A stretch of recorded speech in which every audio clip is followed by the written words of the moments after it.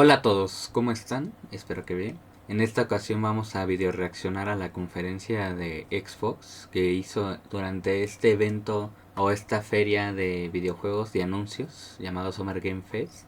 En este caso la de Xbox se llama Xbox Showcase. Y también hicieron una miniatura inmediatamente después que es para enfocarse específicamente en el lanzamiento de Starfield, el juego más ambicioso que ha hecho Xbox o que dice que tiene entre sus próximos lanzamientos. Y también al mismo tiempo vamos a reaccionar a la versión extendida de esta misma conferencia, ya que estos tres eventos ocurrieron dos en el mismo día y el tercero hasta el final de este pues feria o evento llamado Summer Game Fest. Entonces se me ocurrió que en vez de video reaccionar en vivo, mejor video reaccionar a todo lo que tiene que ver con Xbox en un solo video para que pues vean todo, ¿no? Lo que tiene que ofrecer en vez de irlo mochando. Y pues esa es básicamente la explicación de lo que veremos a continuación. En este caso, pues vamos a empezar primero con la normal, el showcase, y veremos qué tal nos va. Entonces lo que haremos a continuación es expandir esta pantalla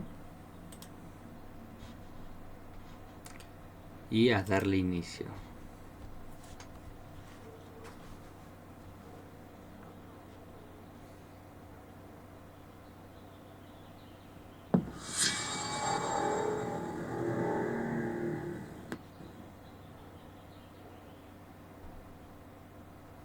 Oh, we're finally doing this, are we? Because I was going to make a sandwich.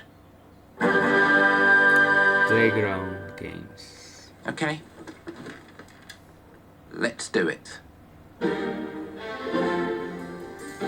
What do I think about heroes? Well, we've all seen them, haven't we? Swanning about the place with their disproportionately high cheekbones and comically massive weapons. Wanker. Roughing up bandits, because they like to rough up bandits, don't they? Living it up with the common folk every single night. On a day-to-day basis, I'd say the true hero is me, someone who's breaking new ground with fruit, with veg, on the agricultural side of things. Not wafting around mythical creatures. Muy cabrón. No solo los That's what they escenarios, are. Wafters.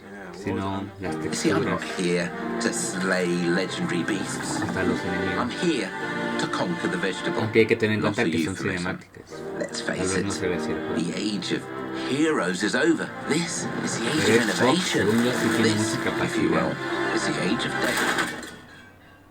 O sea, de su consola. One Entonces, moment. no me sorprendería que si se viera así el juego. ¿Qué es esto? Ah, la verga, es un This jefe. is awkward. Yeah.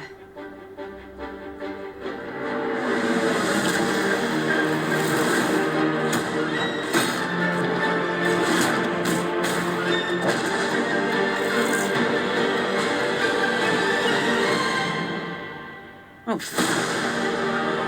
Ah, es Facebook. Ah, la verga.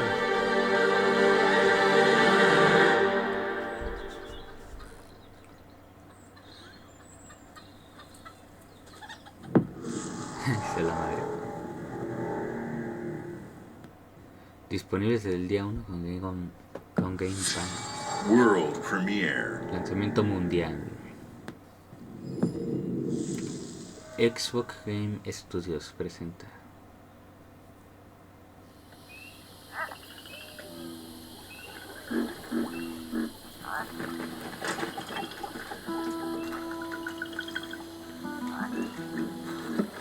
Con un pantano, ¿no?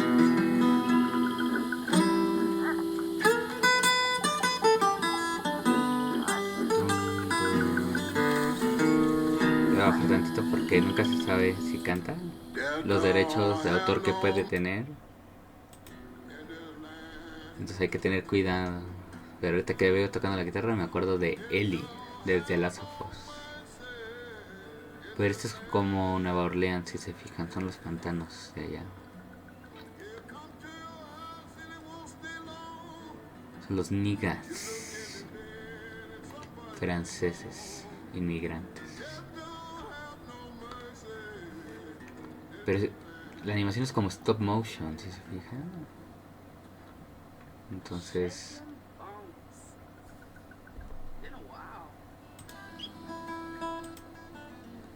interesante.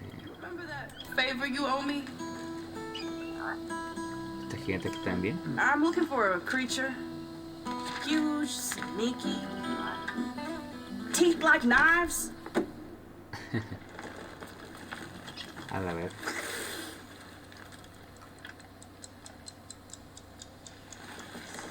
No? Well, hey, how about you guys? ¿Qué es esto, chavales? No? Nobody? Not helpful.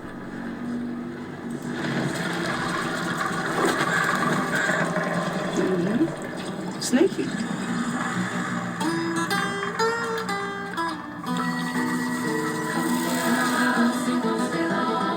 ¿Qué es esto?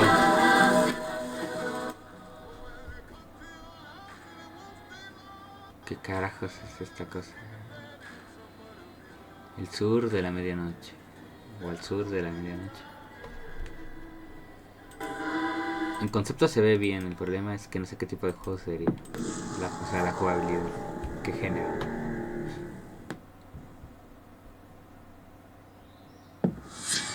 World premiere.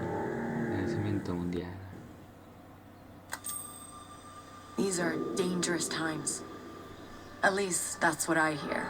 Es de Star Wars, ¿no? Se ve que anunció también Ubisoft. They're everywhere. But the world here belongs to the syndicates. Yo no sé cómo pueden explotar tanto Star Wars. O sea, más de lo que ya lo han explotado durante años. Sí, es el mismo. I have to play their game. Ajá, donde eres como una buscada, una fugitiva. Está chido porque lo que vi se veía como uno de sigilo de Star Wars. She's in here somewhere, Zero. On second thought, I'm out.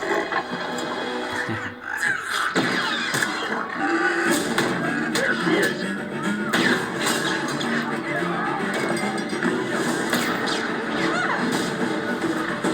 Pero este es un trailer cinemático. El otro que vimos era de gameplay. Les digo, gráficamente Xbox tiene mucha potencia. En teoría es superior.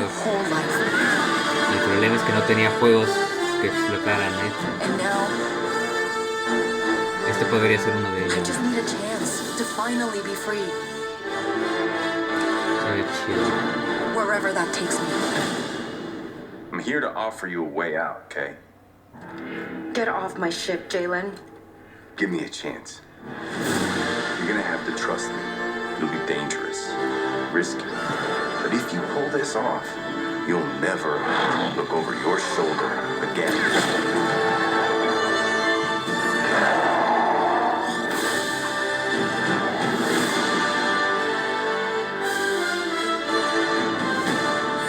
The underworld shows no mercy. But it's a big galaxy out there, and I'm gonna risk it all.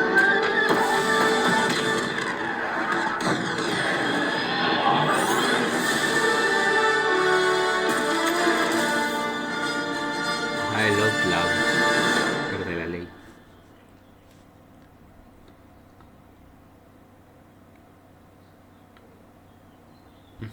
Ven, les dije, en la de Ubisoft es donde hicieron el gameplay.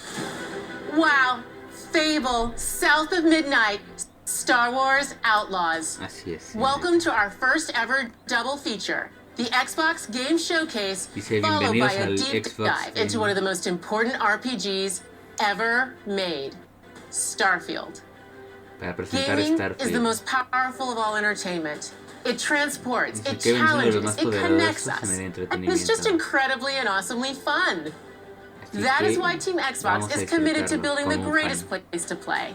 By Es un gran partnering lugar with the para most jugar. ambitious of game creators, and by Uno unleashing de the los más power of the ambiciosos gaming creadores. community, enabling all of us to play the games we want with our friends anywhere, from mobile devices to PCs to consoles.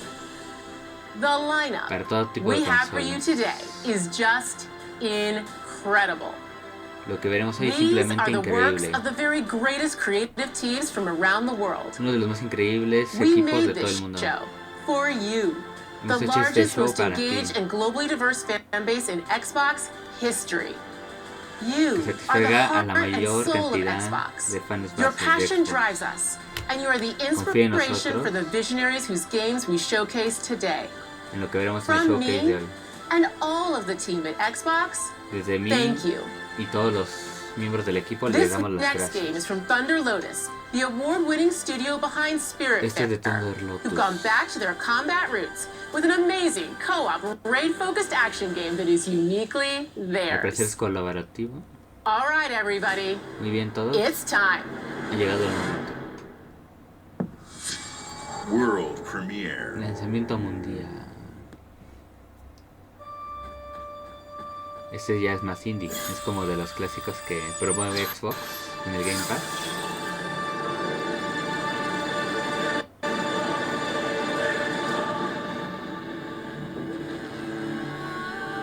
The Thunder Lotus.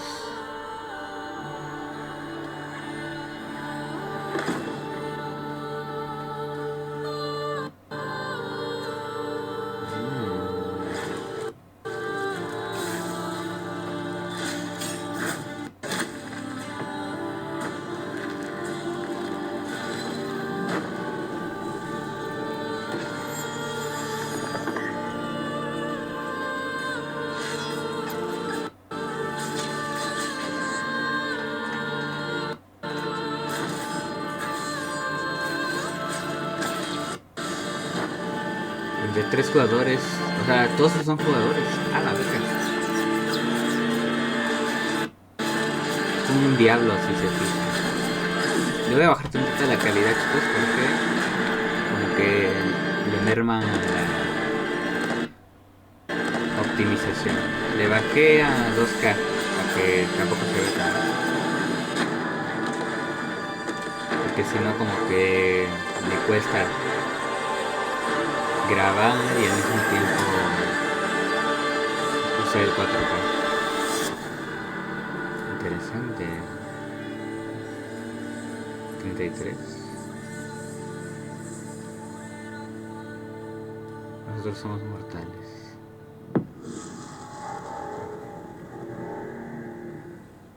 Ya saben que todos estos casi siempre están disponibles desde el principio en Game Alright, Pass. guys, it's a simple job. Muy bien, chicos, es un trabajo Just in and sencillo. out. Nothing to it. ¿Qué será esto? ¿Un Watch Dogs? Nomás como un robo al banco, ¿no? Everybody hit the floor. Todo el mundo al piso. Justo acabo de ver una película de Michael Bay. Básicamente donde pasa esto, que es la de Ambulancia. Que yo pensé que iba a ser una película pues más seria, más tranquila, porque es la Jack Gyllenhaal, más como un thriller. Y terminó siendo como Rápidos y Furiosos, pero con una ambulancia.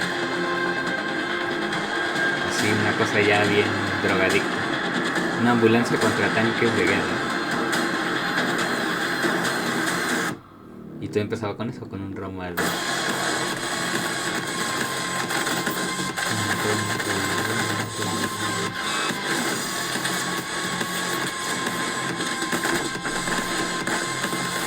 Pues por lo que vemos, aunque todo eso no sé si es cinemática o es gameplay. Si es gameplay, se ve muy cabrón.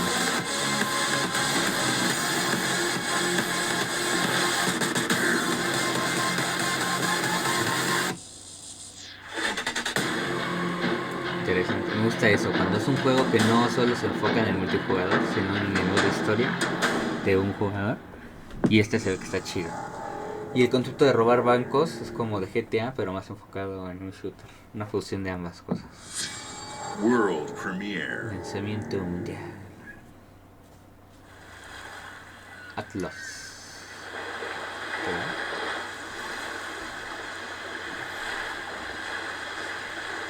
Ay, cabrón, ¿qué es esto? Se ve muy cabrón.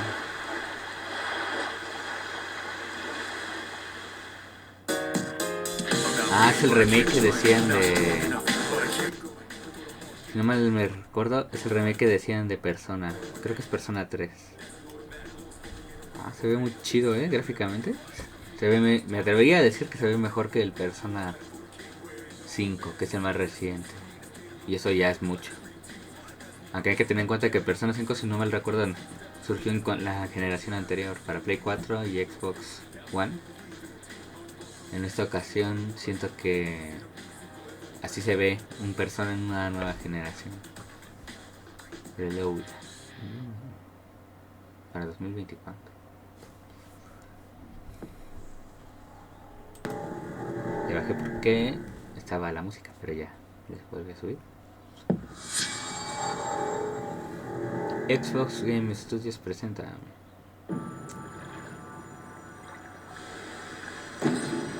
¿Qué es esto? O sea, todos los juegos que he visto hasta ahorita se ven gráficamente muy cabrones. Sí se nota que son de nueva generación.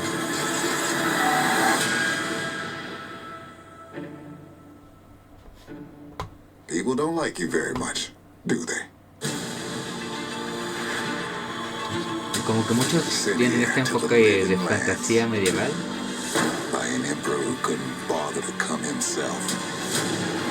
Pero ya más como fusionando conceptos como Valhalla con The Witcher. Assassin's Creed Valhalla con The Witcher.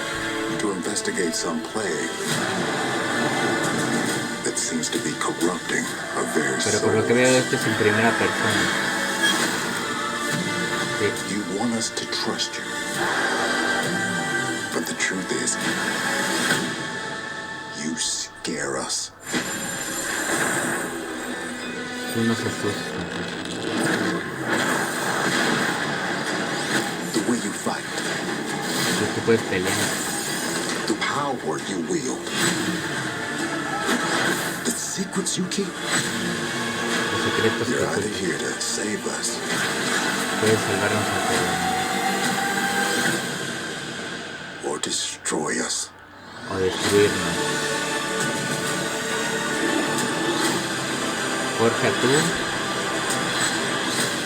So destino. now that you have all this power, what are you gonna do with it? ¿Qué es lo que tú vas a hacer?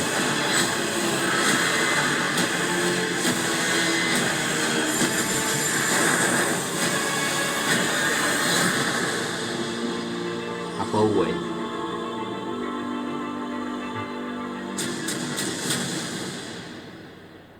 Para Steam también va a salir.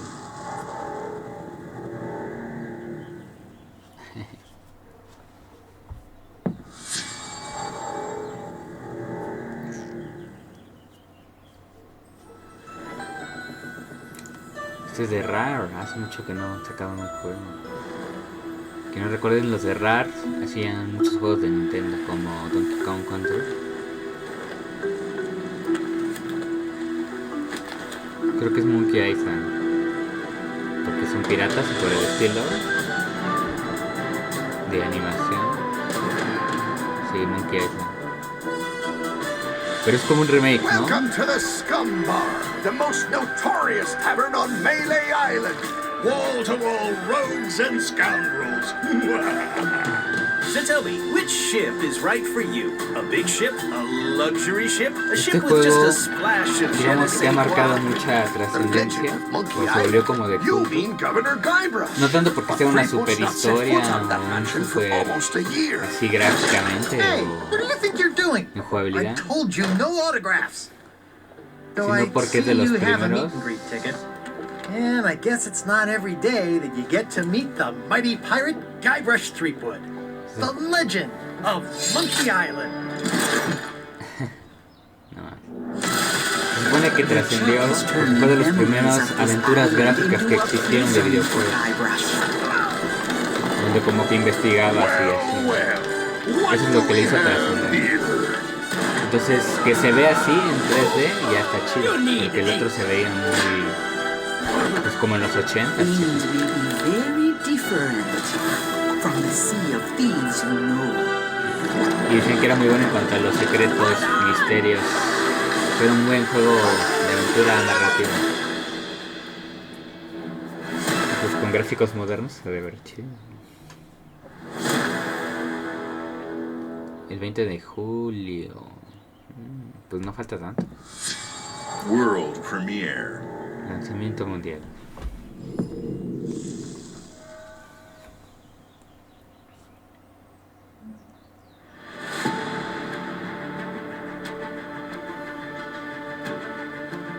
Asobo. La próxima generación de Microsoft, el simulador de vuelo, hará tu sueño cumplirá tu sueño en carrera de aviación. Ah, el Flight Simulator, pero más cabrón, ¿no?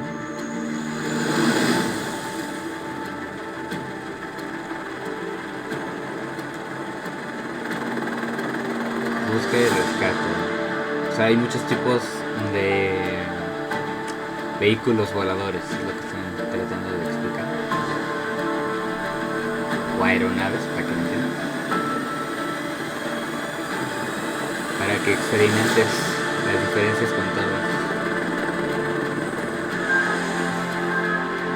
Les digo, gráficamente está muy cabrón.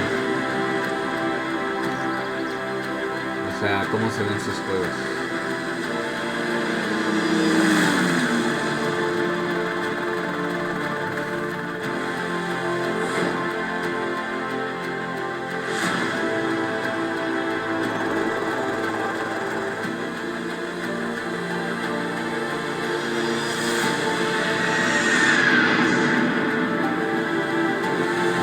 Cargo industrial,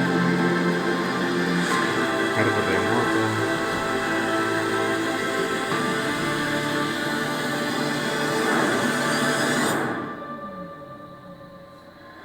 carrera aérea,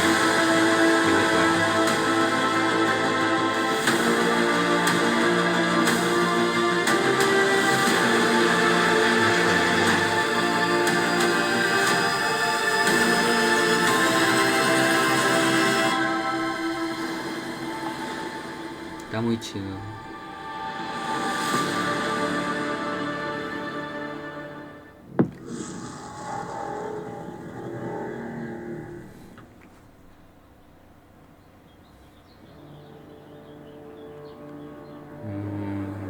Algo me dice que es el de Dune, porque cuando es un desierto, sí. Ah, es como un DLC para el simulador de vuelo de Dune. Ay, cabrón. Para que veas cómo sería volar una de estas naves.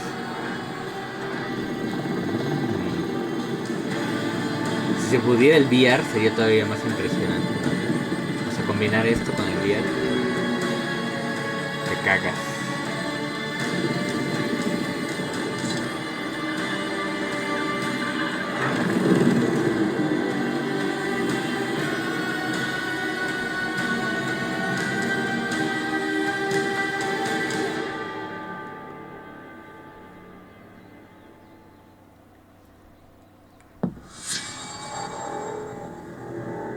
Xbox Game Studios presenta. Hi, Melina here, speaking to you from Hola. our performance capture stage at Estoy Ninja aquí para Theory, hablarte. where we have just wrapped our shoots for Senua's Saga Hellblade 2. Decir When we más first a showed gameplay Hellblade for 2. Hellblade 2, it was a look at some of the game's cinematic and immersive action, where Senua faced off against a Vamos a gigantic enseñarte. troll on the Icelandic coastline. A la verga, esto no lo conocía, pero igual les digo que se ve muy Today, bien. we're taking you deeper into Senua's story, her personal quest, her unique perspective por lo on que the veo es world, una and the secuela. intimate journey that awaits you in Senua's saga. What you'll see today is all captured by the Todo team lo que on verás Xbox hoy Series X. fue tomado con una capturadora. O sea que es gameplay, es lo que quiere decir, es gameplay real. Bueno, esto es un cinemático, pero me refiero a que lo videocapturan para que vean cómo se ve. Ya corriendo la consola. Slipping through her soul, following the threads of her mind. She's here to find them. Once you hide, she needs their help with a promise. A question.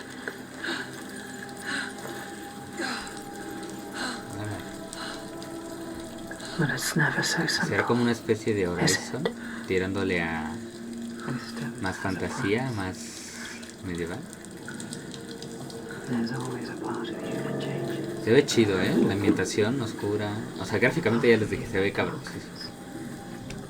Pero el mundo, o sea, la temática del mundo, lo poquito que he visto, me llama la atención la oscuridad.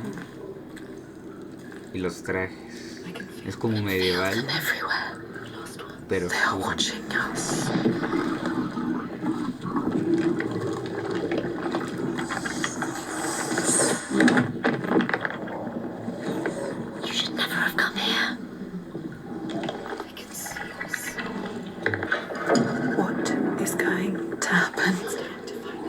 How can we make it happen? It's time to find out. Why are they watching? It's time to find out. What are they waiting for? What are you waiting for? I'm here. There's someone here. Watching. More than one. How? Where are they? Where are you? What do they want? I don't like it. Dice, ¿dónde estás? This is too much. Their eyes everywhere. Can feel them boring into her.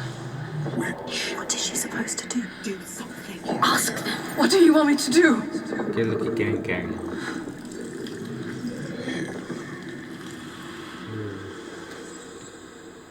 Our souls fought through hell to find us. You must. Not anymore. Are you ready for what you will find here? What we will find. What if it's all for nothing?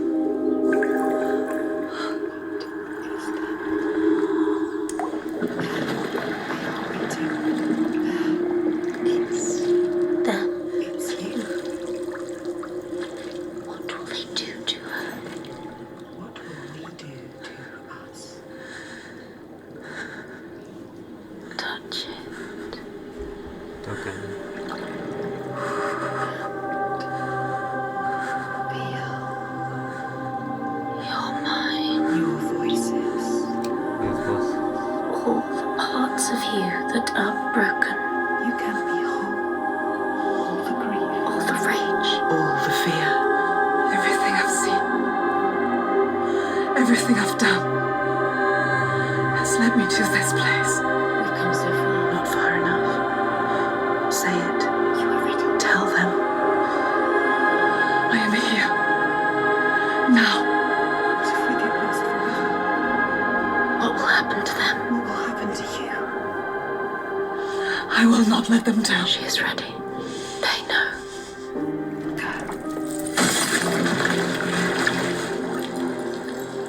Who are these Senua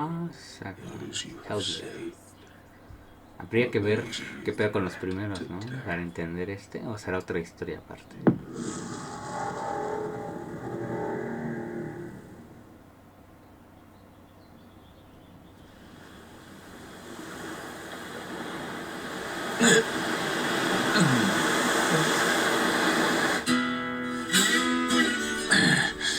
Este es el Yakuza, ¿no? ¿Cosa? Yakuza Like a Dragon. Eso sí.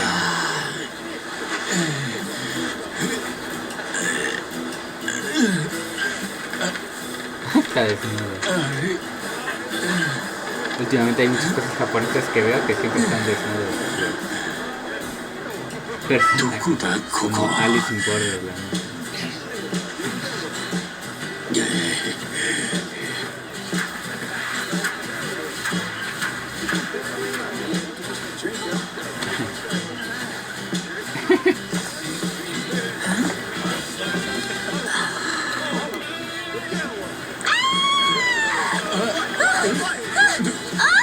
Oh my god! A stranger! なんだよどうかしたか Oh, turns up, dude. Yeah, dude. Hang loose, bro. 俺がどうかしたのかは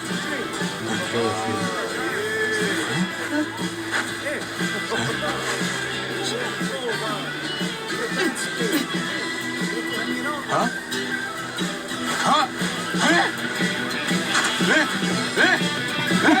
どうなってんだこりゃ Like a Dragon.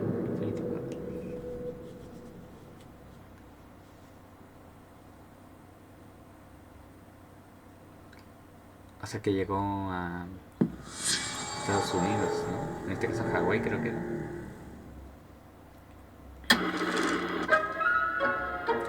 Esto es de Bethesda, chavales. Appalachia!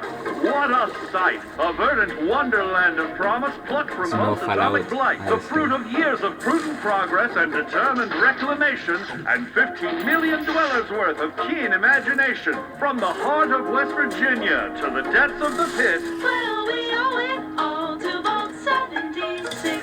No matter if you roam alone or spend your time with friends, you'll find a home in Appalachia where the good times never end.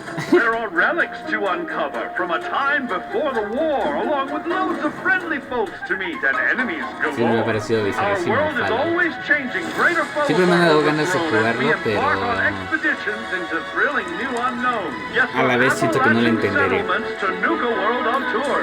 You're never short Es que no he on things jugado to do or ninguno, places to entonces explore. Think you've seen it all, supongo que eh? tienes que tener en cuenta la historia de los anteriores Pack your para que bags entiendas for an por qué escape of acabaron ahí. Epicurean bliss. Put your rad shield on and fix your hair up pretty because we're headed for the boardwalk of Atlantic City. So there you have it. Now you know. There's a million ways to make the wasteland your waste home. And when you hear adventure calling, when you're looking for some kicks, answer the call of Vault. Answer the call of Vault. Answer the call of Vault 76. Play it now with Xbox Game Pass. Ese comercial antiguo. Es Fallout 76. Es como una expansión, ¿no? Por lo que vi. World premiere.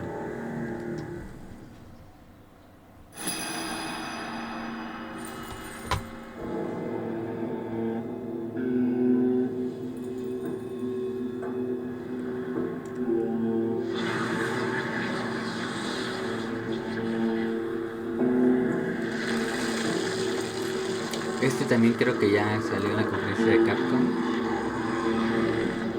Solo que como aquí está en 2K, pues se nota mejor, ¿no? Gráficamente se ve mucho más cabrón.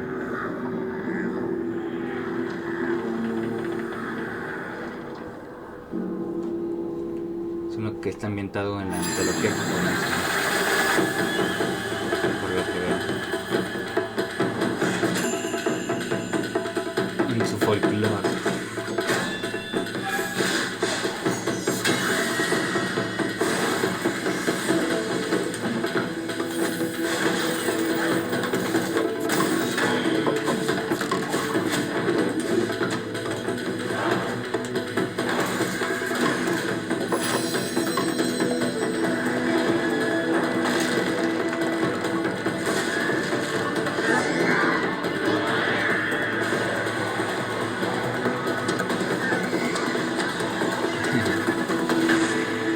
Ya lo había dicho en la otra de Capcom, pero lo voy a volver a ver. Me recuerda mucho a mío. Por los monstruos.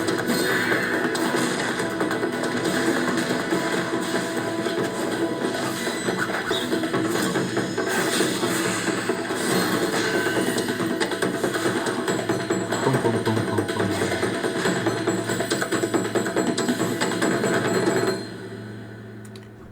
Me gusta el título, ¿no? El camino de los dioses.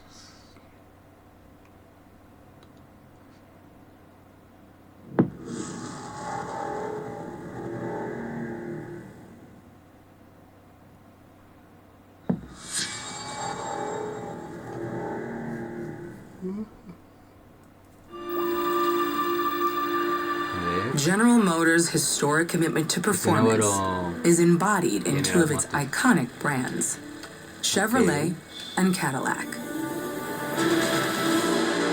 The V-Series.R elevates Cadillac's competitive spirit to a whole new level with its thunderous V8 and hybrid power. The legendary Corvette has been a celebrated champion for decades. The all-new Chevrolet Corvette E-Ray continues that tradition. General Motors is proud to usher in a new era of competition with the innovators behind the new Forza Motorsport. Para los deportes O Motorsport. Forza Motorsport and General Motors Ajá, are ese pairing their Forza strengths in Motorsport. technical excellence and sophisticated modern design to take bold steps into the future and bring that experience to gamers. I'm thrilled to welcome the Cadillac V-Series.R and the Corvette E-Ray to the home of competition.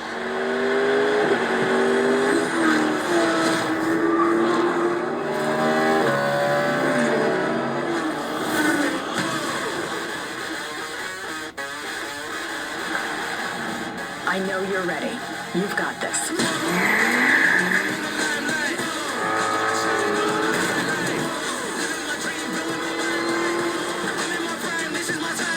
Let's tweak the car's performance for the next one.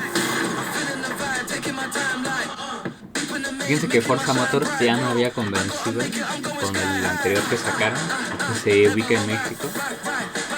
Tuve la oportunidad de jugarlo y está muy cabrón, visualmente y en jugabilidad. Entonces, pues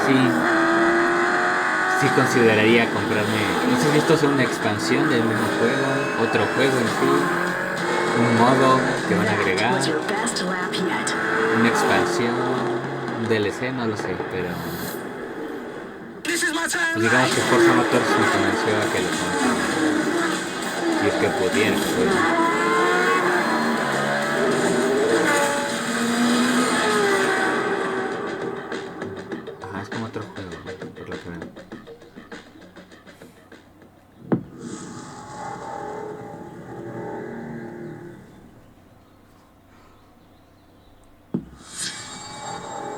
Bethesda presenta. I have seen all that ever was, and all that ever will be. I have seen betrayal, endurance, ambition, and courage. I am the one who knows.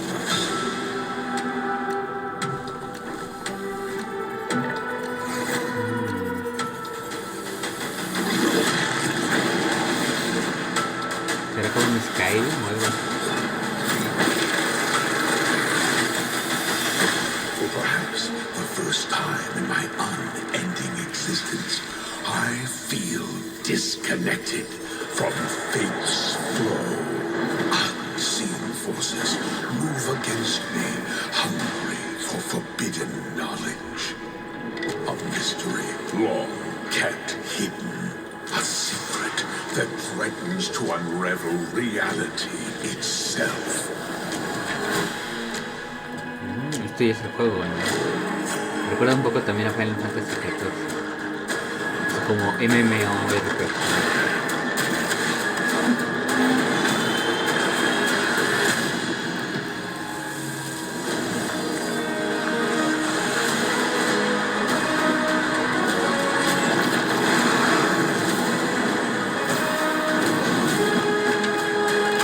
Puedes jugarlo tanto en primera como en tercera persona, por lo que estoy viendo. Save Tamriel.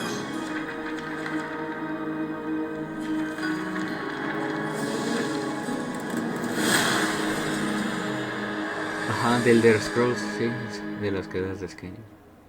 Es que es como una saga, según yo, y cada juego es un... CSIS Unit 37. Toronto is under attack. By null sector. Ese es el de... que murió y renació el mismo día. They've taken over most of the city and they're rounding up Omnics. They need our help. People are answering Vincent's recall. There's new blood on the team, and we have so much to teach them. No creo cómo se me pasó, pero sí. Tengo que hacer la nueva expansión.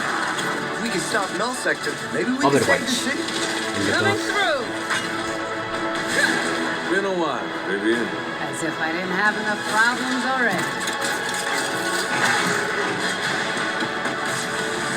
So we fly up there, smash through anything that gets in our way, and put another business. I hate to to interrupt the moment, but I'm picking up reports of more attacks in other cities.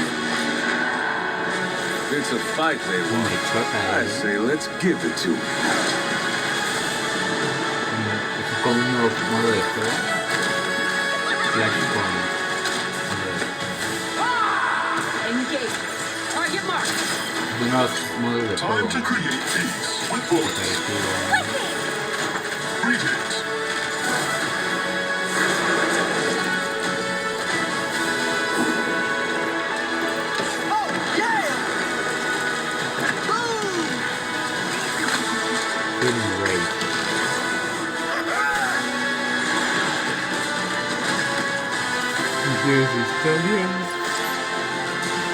The world is counting on us. Overwatch 2. El 10 de agosto.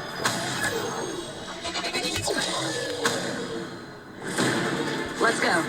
Shall we do this Nuevos together? personajes. Fight with me. Engaging. Watch this! I saw that. Not bad. O sea, te venden el paquete de héroes. World premiere.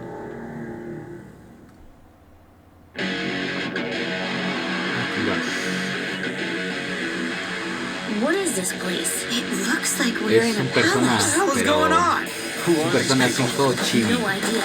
But if they're attacking us, our only choice is fighting back. Hey, look over there! Can you get us out of here? So you're telling me you're thieves who steal hearts, and you just happened to stumble into this world? The Rebel Corps will always help the Phantom Thieves, just as the Phantom Thieves have helped the Rebel Corps. Never forget that we're a united force who can rely on each other. Está curioso que You should be grateful to have been made my subjects. But you're just mannerless little brats. una versión más cómic o cartoon. Returning will be no easy feat. Somewhere deep inside, I know you Pero realize tendrá alguna things relación can't go con el on juego o like será this. totalmente un spin-off. So, will you take a stand beside us? Yeah, let's show them what we O got. será la versión chibi, práctica.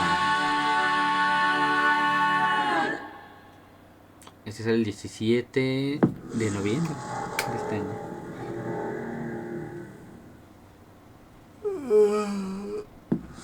Ay, Dios. Es difícil estar sentado tanto tiempo, chicos. Okay. Humanity has always hunted Creo for que este es knowledge in the unknown. o Starfield, más bien. The wonder is not that the field of stars is so vast, Sí. but that we have measured it.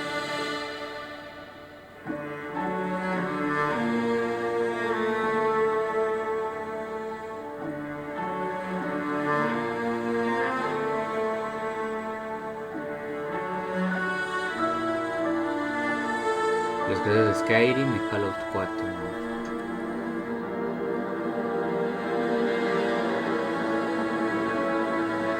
We're all here because we're committed to the biggest question of all. What's out there?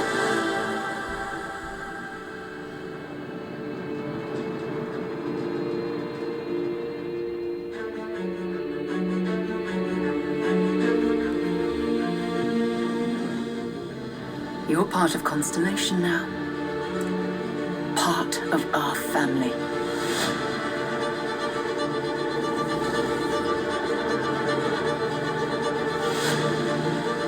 We do not fully understand all that is at work here. No finer group in the stars to be unraveling this mystery. I'll follow you from here on out, Captain. Grab jump is ready. I love this part. O sea, pero tiene como un modo de historia por lo que estoy viendo. O sea, más allá de que se pueda jugar en línea. These artifacts could be everything we've been looking for. Another great secret the universe is asking us to Tiene su unravel. propia narrativa. Human settlements throughout the galaxy could be at risk. Recuerda la ambientación a una serie de ciencia ficción de Apple TV. basada en una saga literaria de las primeras que existieron como Doom, We are not stopping. llamada Foundation. Whatever lies at the end of this road Y tiene como esa will aura. change humanity forever.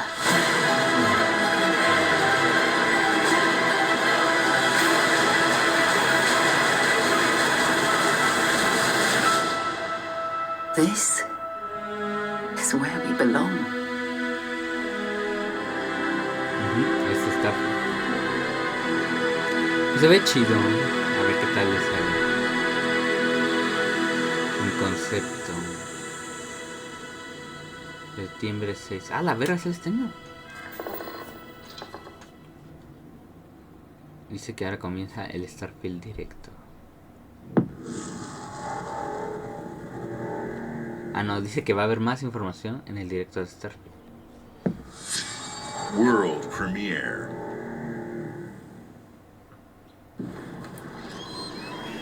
¿Qué es esto, señor?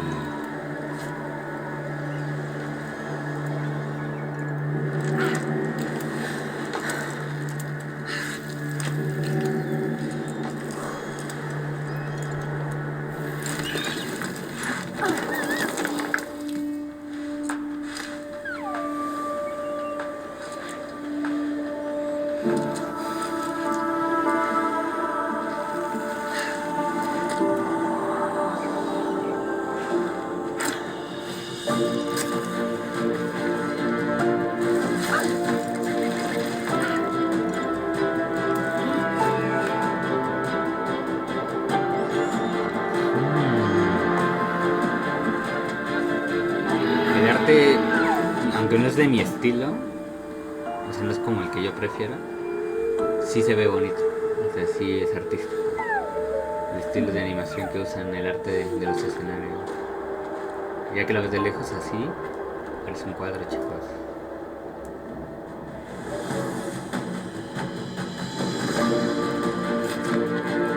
Pero es como solamente de escala.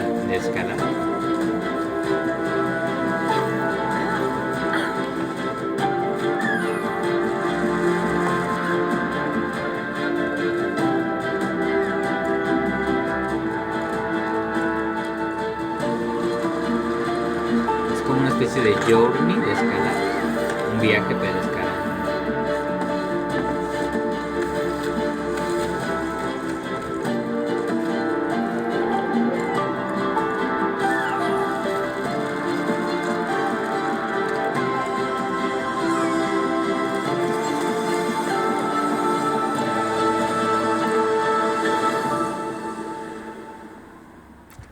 Usant.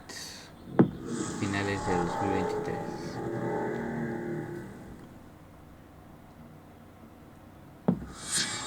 World premiere.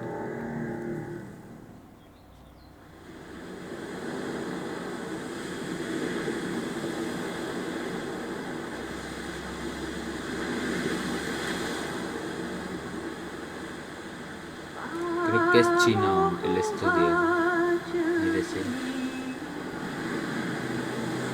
Puede ser. ¿Acaso será el de Death Stranding? ¿El 2?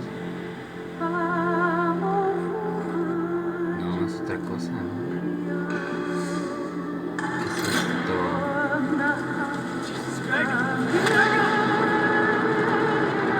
¿Qué es esto?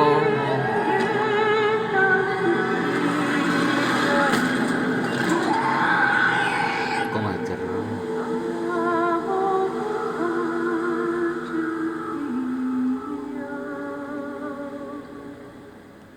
2024.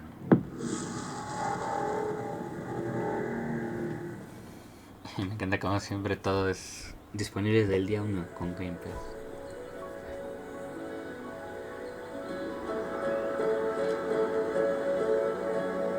Este se parece un poco a la ambientación al juego que acaban de sacar, el de Rush. Está muy verga, se ve. Tiene como ese estilo. A mí me gusta eso, que innoven con estilos de animación en general, en el cine, en las series, en los videojuegos. Y me gusta cuando hay esto, como nuevas variantes al mismo tiempo.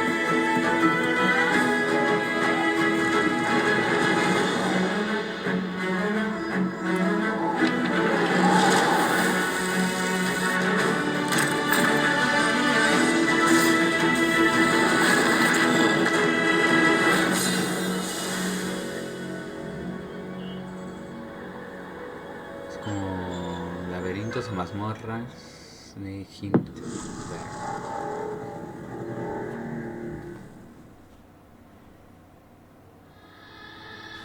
Hi.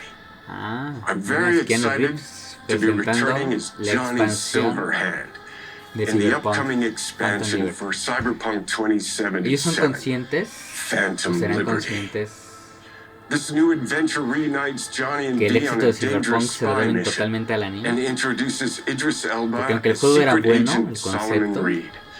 It's really amazing cuando to share salió the fue un screen with you, desastre. Idris. Fue el It's cool to anime, be a 6 part of meses this después o game más, with you, man. que hizo que la As gente a quisiera player, jugar el juego y para you'll entonces get ya to estaba visit parchado, ya lo Dogtown, habían arreglado an mediante unexplored part actualización. of Night City, and rescue the president of the new United Entonces yo States of sí le America. daría ahí su homenaje Expect a massive al anime expansion, twists, por salvarlo, secrets, específicamente and a Trigger, plenty of que fue el stuff to estudio. do. I know the team at CD Projekt Red Que a la vez just Trigger keeps es raising the lo que bar antes when era it comes Gainax. to telling cinematic stories in video games. And I really can't wait for you to play it on Xbox Series X and S. Sí, él quiere. But enough talking. I'm guessing you want to see for yourself. And so it is my honor and pleasure to give you and introduce the official trailer for Phantom Liberty. El oficial tráiler de la expansión Phantom Liberty. Chequenlo. Chequenlo. There's gotta be a way out of Es que no me gusta que sea en primera persona. Si el juego fuera en tercera persona, me parecería una locura impresionante. O sea, sería como un GTA futurista, pero no me gusta que sea en primera persona. Le quita todo el chiste de ver a él, personaje cyberpunk. I'm an NUS intelligence analyst. I know about the bomb ticking in your head. And I can save your life. What's the catch? I need you to get to Dogtown. Attention all Dogtown residents. The President managed to crash your Space Force One into our humble district.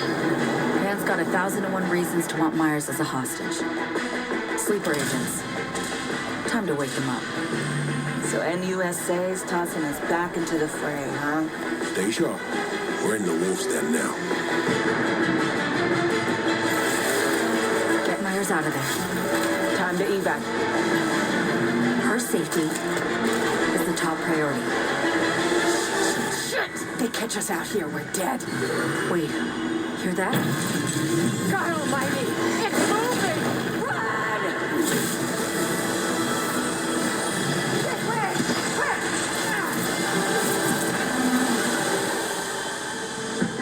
Someone ratted us out. You know, V, treason ain't ever black and white. It's a charade, V. Wherever she goes, people get hurt. Bodies drop. Just one what Songbird Me promised recuerda me. The cure. el cyberpunk del anime. Main. Illusion of freedom draws on the desperate. Take your truth, V. Come on, got iron in your head. Gotta put it to someone's head. Pull the trigger. If I don't do anything and do it soon, I'll die.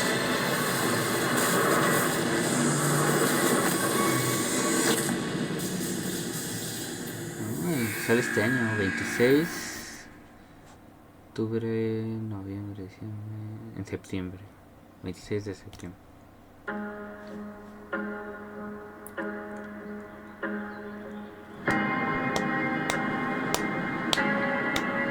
Cada camino,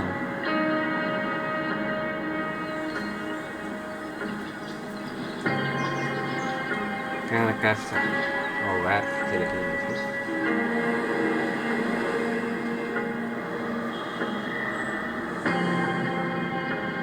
Cada cielo, cada distrito, cada ciudad.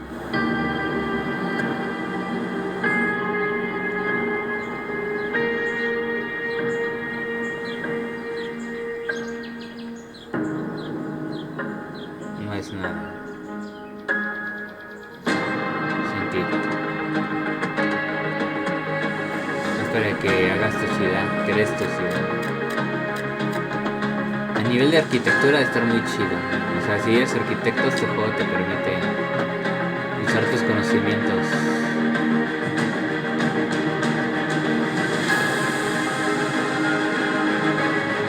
Puedes hacerlo tú mismo. Diseño urbano, tal cual.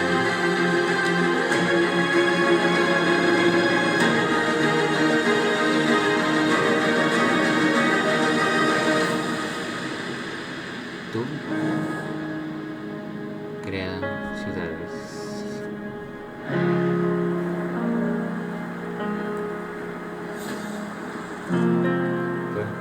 Ciudades, skylines, octubre 24.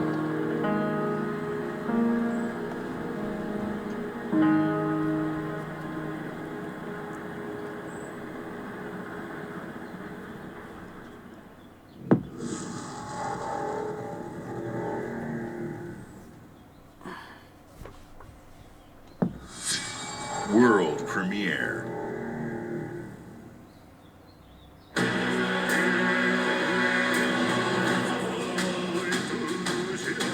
Pensamiento, ¿qué es esto? ¿El mundo en el que vivimos ahora?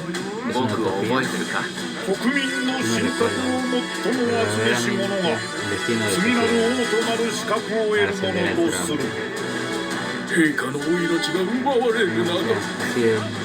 No me encantan los juegos de anime. ¿Debería ser una franquicia ya existente o una nueva? Parece Persona, ¿eh? De los creadores de Persona. 果たして誰が次の王か。己自身に命じなさい。内なる英雄の姿に変われと。真の王を志すならば打ち勝ってみせよう。僕のいる世界の出来事は君にとっては絵空の子。まさか人間？この国は今有史以来の危機にさらされている。どうやら面白い力を手にしたようだ。主君に捧げると決めた覚悟そのものだ。これこそ人間の真実だ。道は二つに一つ。またあったね。やはり君は興味深い。今こそあんた自身がそうなる番だ。正義かどうかじゃない。誰もが恐れと不安に負けそうで。理想を貫け。何が正しいのかわからない。すべての始まりはあなたの持つ小説。Una fusión de Final Fantasy XV. ただの絵空事なんかじゃない。O Persona. Historia de un príncipe moderno con fantasía. World premiere.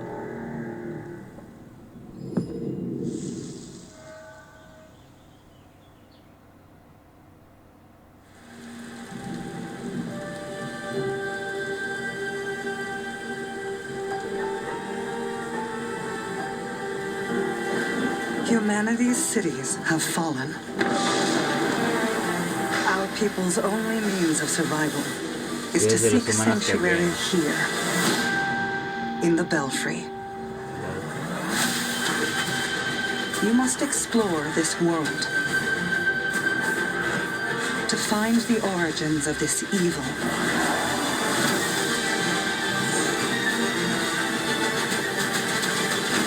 And bring hope back to our people.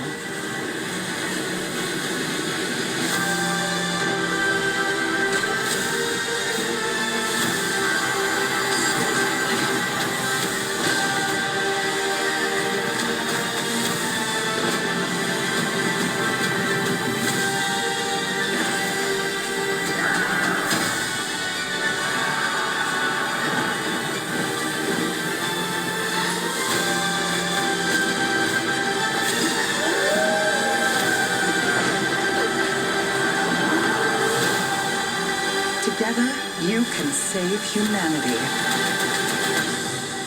Overborn. Como bailando.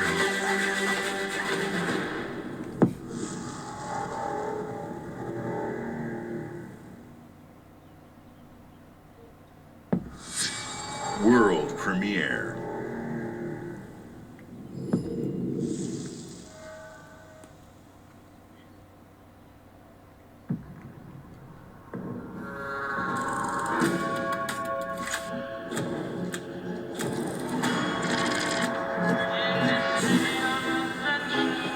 ambientación me recuerda a Lies of P, Babies. Versión de los años 40 con ambientación inglesa. Y algo tétrico. Algo me dice que es Bioshock Infinity remasterizado. Bueno, eso parece.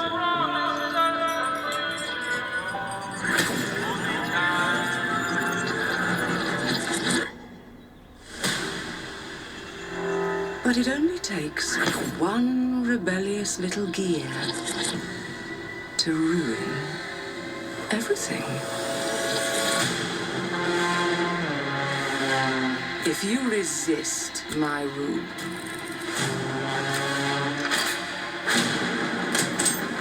if you alter our past, if you threaten what I have built, there is nowhere in space or time where I will not destroy you.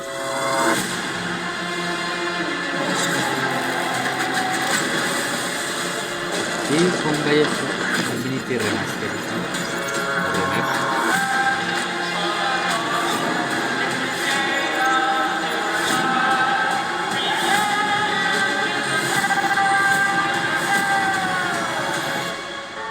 Oh no.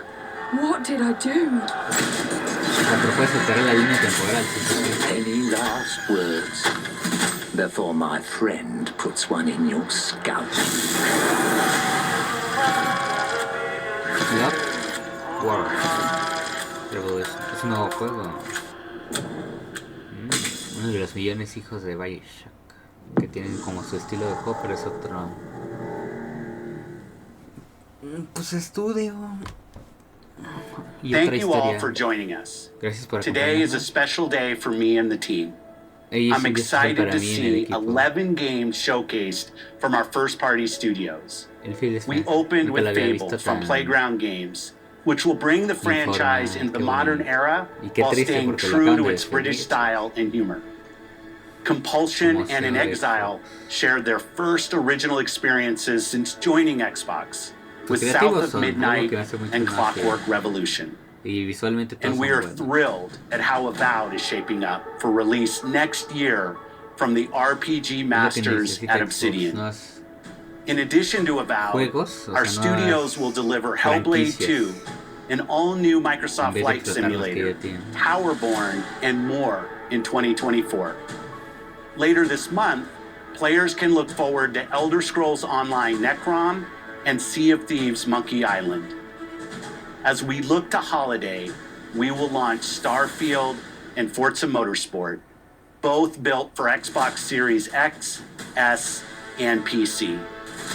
We are also honored to share 14 games today from our creative partners, like Star Wars Outlaws from Ubisoft Massive, in collaboration with Lucasfilm Games, 33 Immortals from Thunder Lotus, Kunitsu Gami, Path of the Goddess from Capcom, and more Persona games coming to Game Pass thanks to our continued partnership with Sega Atlas.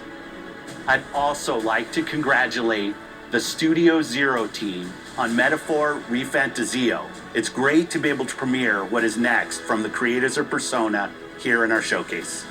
We are focused on putting our players and game creators first in everything we do. No matter if you choose to play on Xbox, PC, or over the cloud, all gamers are welcome here at Xbox. When it comes to our consoles, we have heard your feedback on two fronts. First, we have significantly increased our supply of Xbox Series X, making it easier for fans to find globally. Second, we know you've wanted more storage with Xbox Series S, and I'm excited to share we have some news there as well.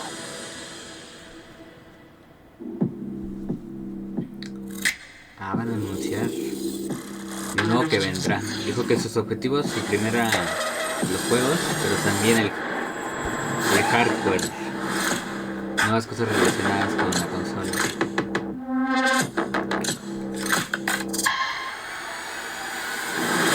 Por lo que veo es la versión chiquita del Xbox Series S, pero negro, ¿no?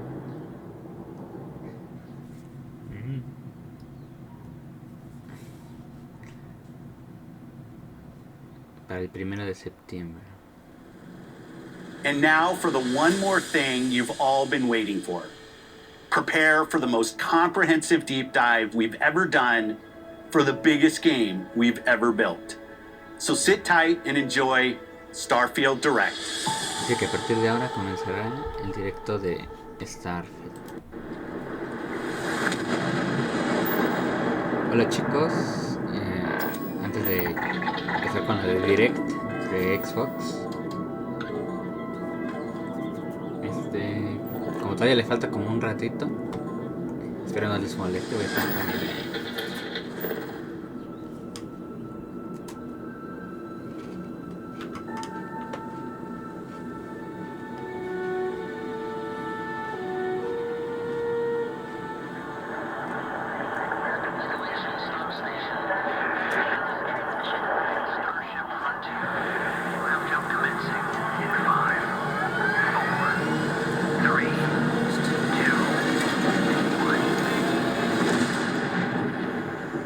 Hey everyone, thank you so much for joining us today and welcome to Bethesda Game Studios. You know, we've been so lucky over the decades to make the kind of games that we love here.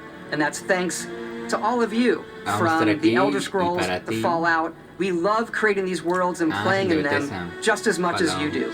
And throughout all that time, we'd often talk about and dream up the space game.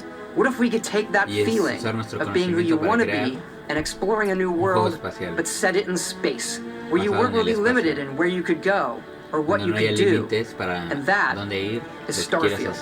Obviously, we've come a long way since then. With the games we've built, our technology, and all of us here in the studio, we've done so much together, but, well, we've never tried to make a game like this.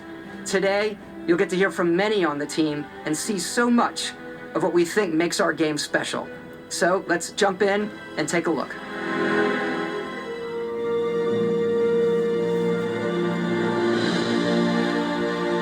Starfield is our first new universe in over 25 years, but it's still a Bethesda RPG through and through, where you step into a new world and you get that feeling of unlimited possibilities. But this time, it's not just one world. It's over 1,000 worlds. Because the choice of where to go, it's not ours, it's yours. And it wasn't until now that we had the technology to create it. From the rocks at your feet to the mountains in the distance, to the people and creatures that live in these worlds. That isn't just a backdrop. That moon is actually there orbiting the planet. Yes, you can visit it too.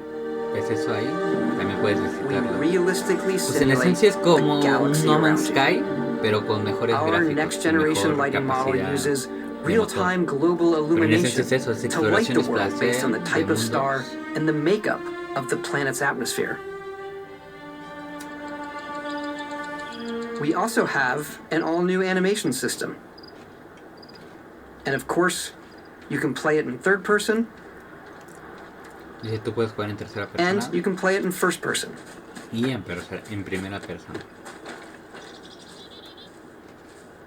We love exploration and rewarding it, but you do explore differently in this game given its scale. That usually involves exploring an area you've landed in. You can collect resources, do a mission, and maybe even stumble upon something unexpected.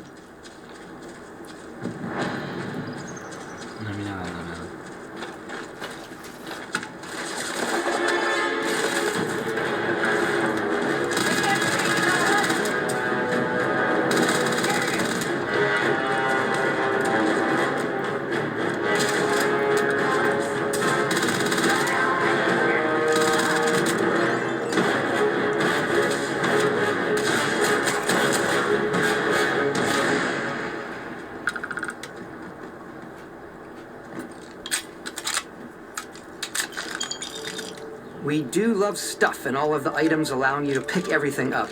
Aquí le agregaron lo que no tenía Skyrim. This is the hub for everything you're doing, from your skills to your ship, your missions, and your inventory. We love to pack a ton of detail in every object, from all of your weapons, to spacesuits, to food. We just obsess over the details and food. We obsess over food. When you're done exploring, you can walk back or fast travel to your ship.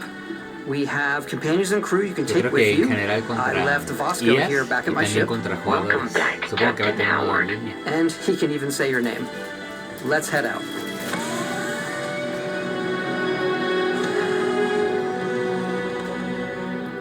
Our mission was to convey the wonder and majesty of space exploration, to evoke the romance of the golden age of early spaceflight. And we've been referring to this approach as NASA Punk. This means a design language where the tech is advanced, yet still looks grounded and relatable. For us, it's that contrast. That's where the visual interest is. Obviously the NASA, which is the rigid, hard function over style, and then Punk, which is all about style. You can see that visual style coming through in your ship. Your ship is your home for you and your crew. And like many of the spaces in our game, it has a slightly retro and analog touch. A bit of lo-fi rather than sci-fi, where everything is well used, worn, and lived in. Alrighty. What's the plan, Captain? This is your star map. It starts with the planet you're currently on. You can see all of its info and resources. You can choose a landing spot or fast travel to known locations. Backing out further, you can view all the planets in the system. Obviously, the game is big, and it's here you can see planets that have key locations, missions, or life on them, versus the many planets that are barren but resource-heavy. Zoom out even further to see all the systems in this part of the galaxy. Here, you can plot a course to ones that are light years away. This uses your ship's grav drive to fold space and jump to these systems. And you will need to upgrade your ship and skills if you want to jump to the most distant ones. But for now, we'll plot a course to the Alpha Centauri system, where we can find the city of New Atlantis.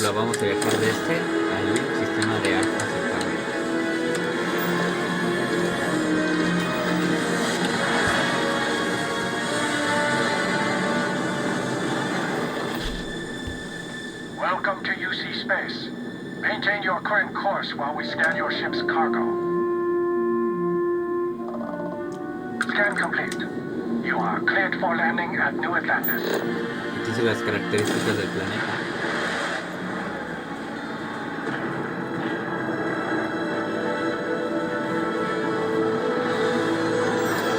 As soon as you land in a city like New Atlantis, your eyes are guided upwards to just these boundless, vast buildings. It's the biggest city we've ever made, not just in size, but also in the amount of custom art, crowds, and quests.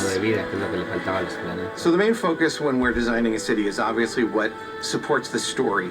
We try and tell as many small stories as possible. This is a colony war memorial.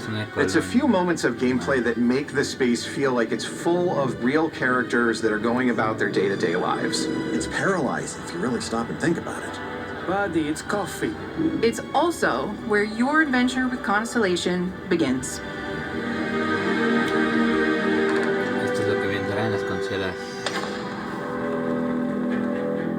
Welcome to Constellation. We have a lot to talk about. By the time you meet them, Constellation is sort of seen as this mythical group. Most people don't even know they exist anymore. They're the last true explorers in the galaxy, and they're trying to find the answers to some of humanity's biggest questions. The artifacts are so different, so alien, and I'm certain one of them reached out and spoke to you. The artifact, if you could place it on the table here. Oh my god, look at how it's coming together.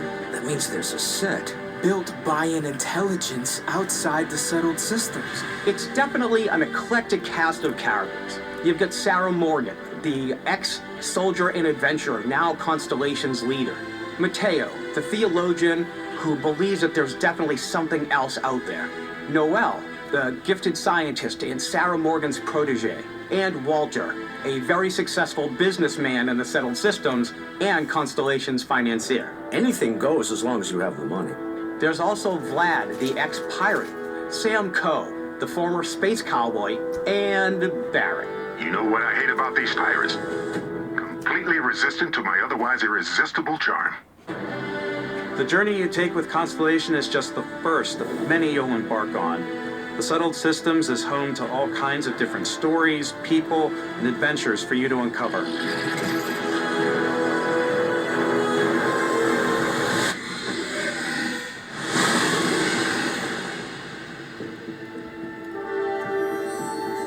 The United Colonies is where you'll find New Atlantis, the first major human settlement in space. The people who live here value law, discipline, and the legacy of humanity.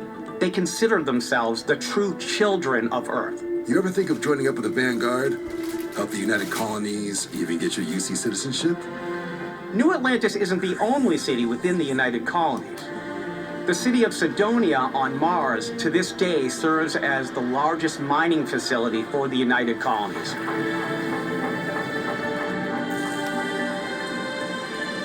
Beyond the United Colonies' reach, you might find yourself in a much more wild and independent coalition of star systems.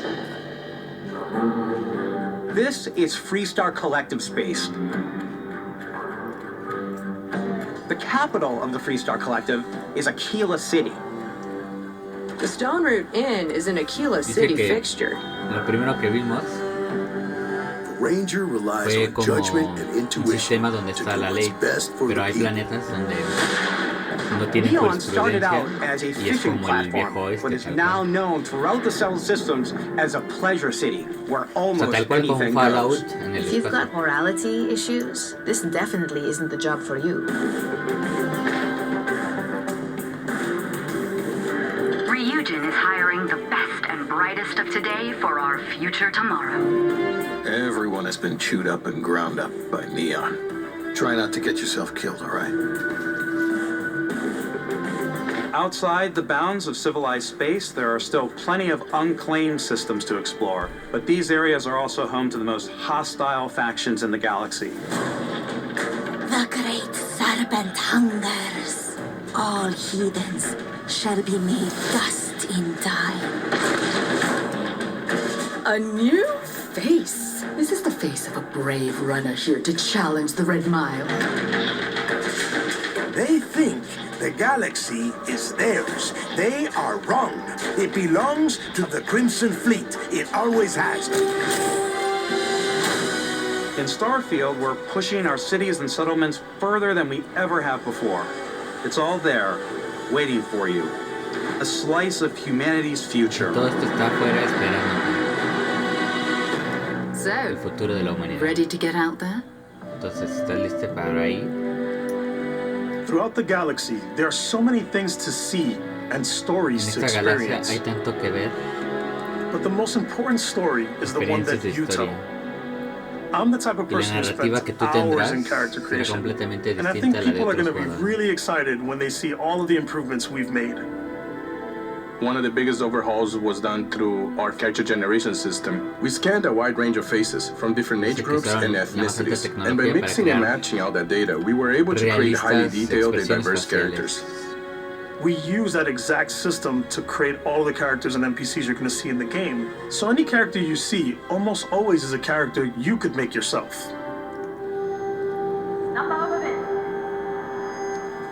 Hey, come on, come on. Okay, take it easy. You were out cold. No physical damage. Mentally, the jury's still out. You know who you are? New recruit for Argos Extractors? Ring any bells? Any of this look familiar? You start your character creation journey as though you're cycling through employee records. You'll pick from a lineup of 40 presets, and that'll be your starting point. Ya hay 4 predefinidos, 24, your journey from there can be as detailed or as quick as you want it to be. This new system has more to offer than ever before. It's also the simplest character generation system we've ever had. We let the player get as close as possible to make whatever they want. With the various facial morphs you can blend together, the dermesthetic and makeup, blemishes, scars, piercings, teeth settings. It's a lot, but I think it's the most fun to use. Character creation is more than just how you look. This is also where you start to decide who you want to be. That's where backgrounds come in. Backgrounds give you a bit of backstory and start you out with 3 basic skills. From chef to Dusty. You know, the crew still has a betting pool about which restaurant critic you must have crossed to wind up here. What's great about backgrounds is you never know when yours is going to come in handy. You could be in the middle of a fancy restaurant talking to some guy, and suddenly you learn he needs a beast hunter to help track down a monster. Fine. I probably should stick to professionals anyway, given what happened the last time. We're also giving you the option to customize your build even further by letting you pick up to 3 traits. Traits are completely optional, and they come with their own advantages and disadvantages. You could choose to meet your biggest fan. By Vectera! Is it really you? He'll join your crew, and he'll give you gifts if you're willing to put up with his constant commentary. I can't believe I get to stand near you, breathing the same air. I've got to have every molecule. My favorite trait is kid stuff. You have to pay some credits to support your parents, but they're very sweet, and it's really fun to go visit them. Honey, we got ourselves a visitor. Oh my god! I came across some hostile zealots in space, but because I had chosen a trait that made me the same religion as them, I was able to get by without any issues. There's another great one that gives you a damage buff when your health is low, but mercenaries will randomly show up and try to kill you. No matter what you choose, there will be plenty of ways for you to tell your story. And if you want to remove a trait, there are ways to do that too. What a view! It's a feast for the eyes. Off we go to another adventure. We'll let you discover that on your own. Ya descubrirás tú qué tipo de cosas puedes hacer.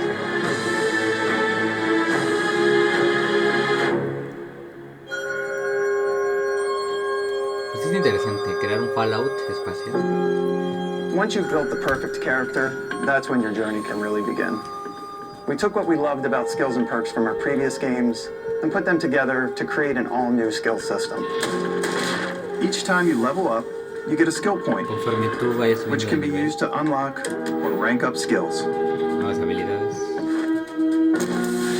Ranks are unlocked by completing challenges associated with that skill. Te servirán para superar diferentes retos o desafíos. Challenges become increasingly difficult as you work your way to higher ranks. Entre mayores sean los desafíos With our 5 different skill trees and 4 ranks per skill, there's a lot to choose from. Hay 4 rangos por habilidad. I like the xenosociology skill because it lets you mind control aliens. Dice que ella diseñó a los aliens.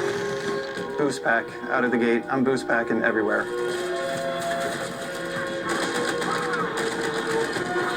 I like maxing out my physical tree so I can get neuro strikes and just punch my way through combat.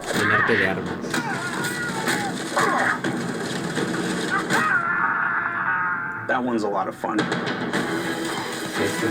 Invest in the skills that suit your playstyle. I'm very much a stealth player, so I'm out there pickpocketing everyone. My favorite part about being stealthy is slowly creeping through vents like you're in a movie and then jumping out and springing on people. Whenever possible, I like to talk my way through situations. This area's off limits. Fine, I'll issue you an access card. I'm more of a running gun player. I like doing a death from above thing where I boost pack over guys and I throw landmines at them.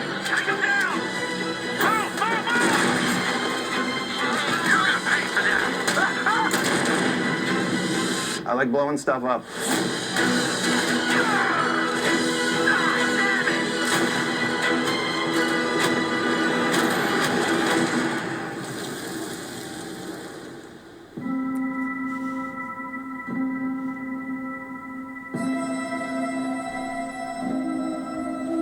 Exploration is a key aspect of all our games. Dice que la In Starfield, there are full star systems with new life, resources, and adventures.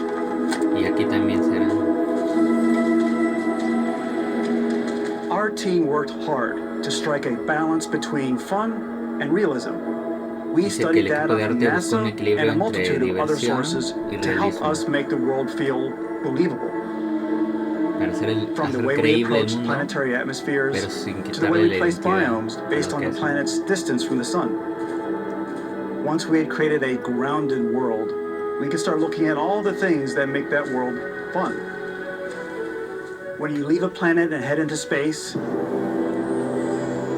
you'll be navigating asteroid fields, having chance meetings with interesting strangers, dogfighting in space, and exploring derelict ships. Incluso pelear o interceptar naves.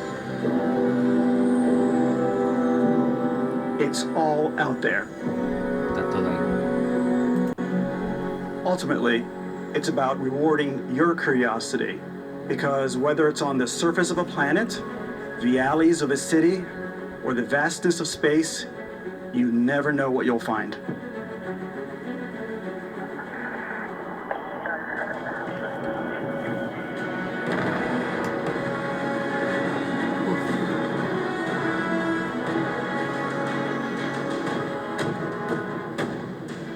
Space exploration is possible thanks to your ship. Your ship is almost like having another character or home you can make all your own. I think you'll be blown away by the amount of stuff you can do. You can buy a ship. I'm sure you can find something you like. Customize and upgrade that ship. And hire a crew to keep it up and running. And it all starts in spaceports. Every spaceport has a ship technician where you can purchase, sell, and modify ships. Anything I can help you with? Maybe you start off with a speedy fighter that's perfect for bounty hunting. Then you might round out your ship roster with a hulking space freighter to run cargo missions, or even do a little smuggling. For now, though, we're going to take our starting ship, the Frontier, and make some changes. You can customize and upgrade everything you see here. And you have two ways to do that. You can quickly upgrade individual systems like your weapons or shields, or you can deep dive and enter the shipbuilder mode. Here you can change anything, from the systems to the look and layout. Adding a new habitat module can give you more room for crew. Adding cowling can change your ship's overall silhouette. An improved grav drive allows for longer distance space jumps. You can even fully customize your paint job to get the exact look you want. The parts you choose to build with don't just affect your ship's stats. They'll also affect what you can do inside your ship. You can have modules for crafting, or for storing and displaying your weapons. Starfield's in-game ship manufacturers bring their own look and feel to every piece of your ship. From living quarters to cargo holds, mess halls, and control rooms.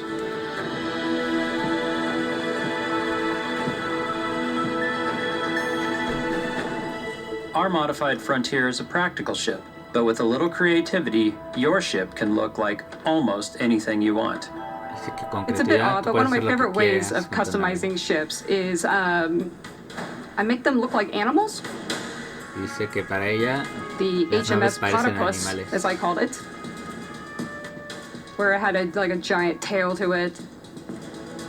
And we've done spiders, we've done mechs. So it's really whatever your imagination is.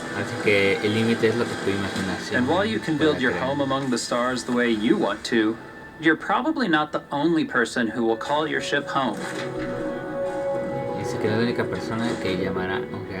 Ready to lift off when you are, Captain.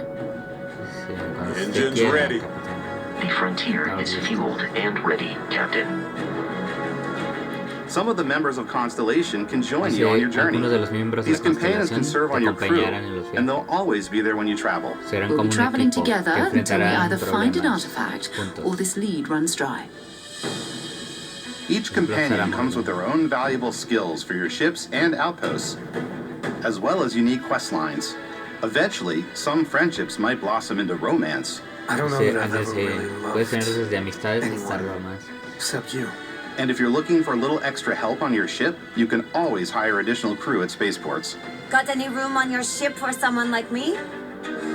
You'll also meet potential crew members out in the world. Still think there might be a spot for me on your ship? I gotta get off this rock. Assign crew to your ship or outposts, and their unique skills will affect how they run. And just like companions, most crew members can lend a hand in the field. Take Bosco, for instance. He's designed around the core basics of a NASA machine. Please, avoid getting shot. You might die.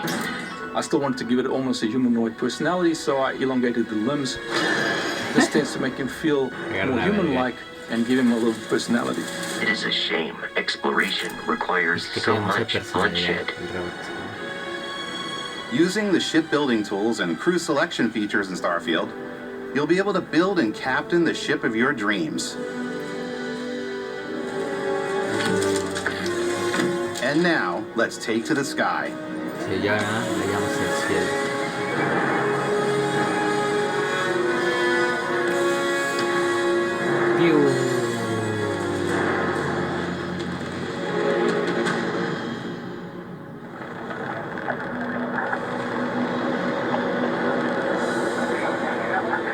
We're putting you in the cockpit of your very own spaceship and telling you that you can do pretty much anything.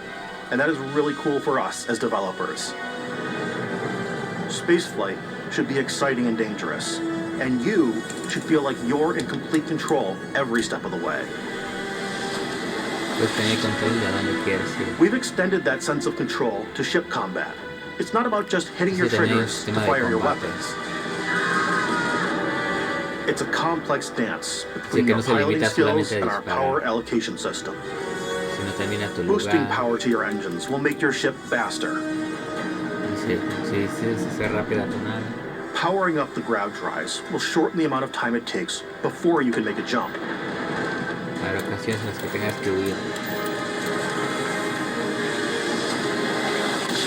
And moving your power to your weapons and shields means you're ready for a fight. You should always be on your toes because you're not alone out there.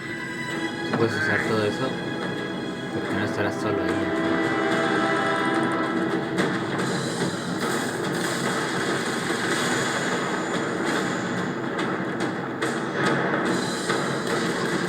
Unlocking the targeting control system skill will allow you to zero in on specific subsystems of the ship you target.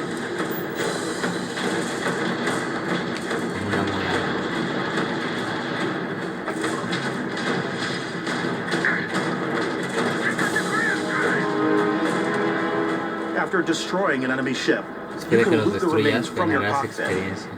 You can always turn any ship that engages you into scrap. But you can also take a more personal approach by docking with the enemy vessel and boarding their ship. Dice que no solo se limita a los combates, puedes abordar las naves enemigas y enfrentarlas. Pues está muy cabrón, O sea, por eso se tardaron tanto. Control of an enemy ship, it's yours. Es que pensaron en todo para que sea divertido. Add it to your fleet and retrieve it at any spaceport. But space is way more than fighting for your life. Just like when you're planetside, there are plenty of sights to see and stops to make on the way to your next adventure. Like these massive star yards. Walk the halls, talk to the crew, maybe get talked into buying a whole new ship. A civilian in my star yard. Let's see about getting you a proper ship, one worthy of you. Maybe you'll dock with a gigantic battleship, like the UC Vigilance. Desde vanguardia.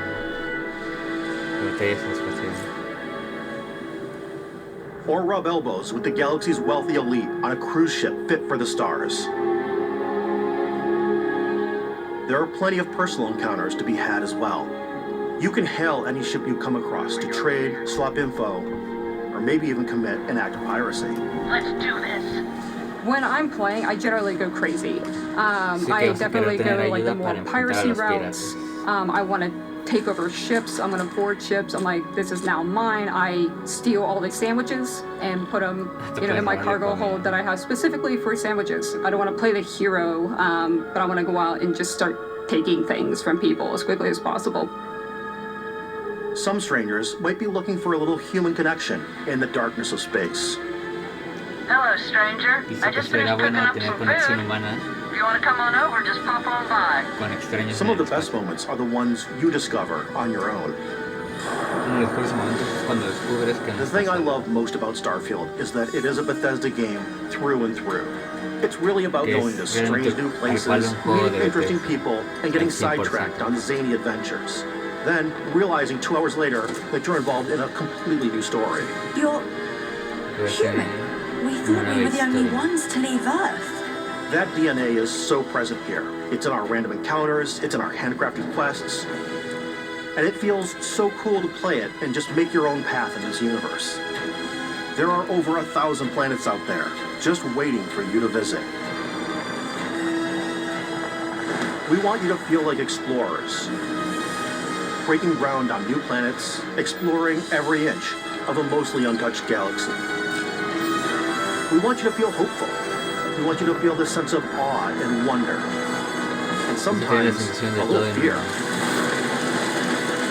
We're giving you a massive playground and a ton of toys, and just setting you free. Es un campo de juegos masivo.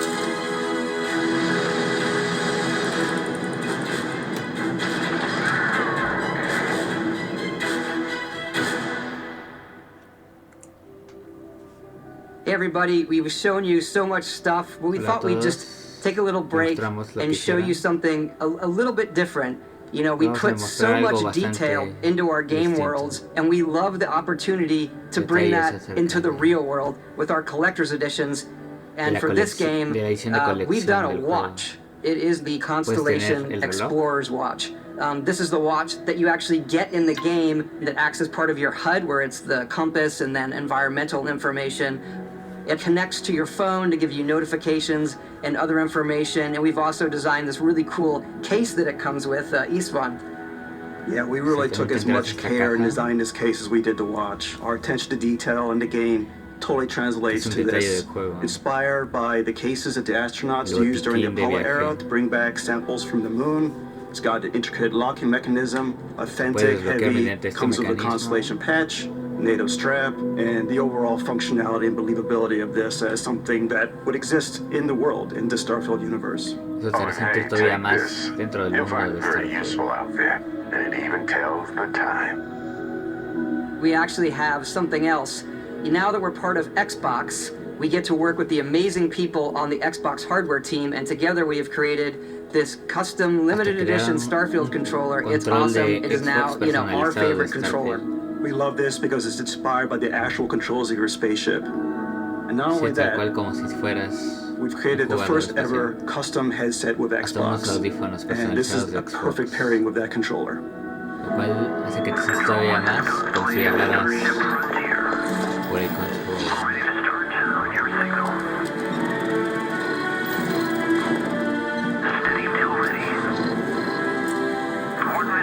Bien hecho, Puldi.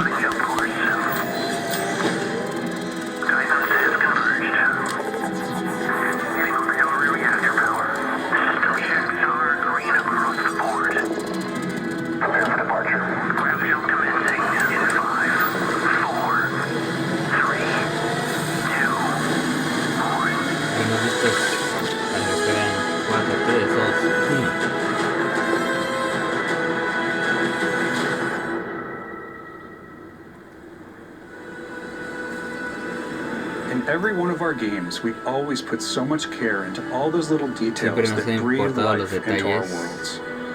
But Starfield isn't just a Bethesda Game Studios world, it's a Bethesda Game Studios galaxy. So why go this big with Starfield? Because we want to give you freedom on a galactic level. The freedom to experience both the exciting planets and the quiet ones. Scanning a planet before you land is a great way to get a sneak peek at the available resources you can use for crafting, building, and customizing. I think what's cool about this whole system that we generate the planet itself as a procedural content, but the handcrafted content itself comes as the player explores. Our system builds a planet as the player approaches it. We stitch together a block of terrain After that, we have the system that adds interesting locations for the player to explore, creatures to encounter, or and plants to pick up. It allows us to add that touch of environmental storytelling that Bethesda is known for. Aggressive creatures have been disrupting our experiments. Their habitat isn't far from here. If you could take care of them for us, we would be in your debt. So even if your friends were to visit the same planet that you had, you would have a different story to tell. Tus amigos, si tú visitas el mismo planeta, probablemente su experiencia va a variar dependiendo de lo que haga cada uno.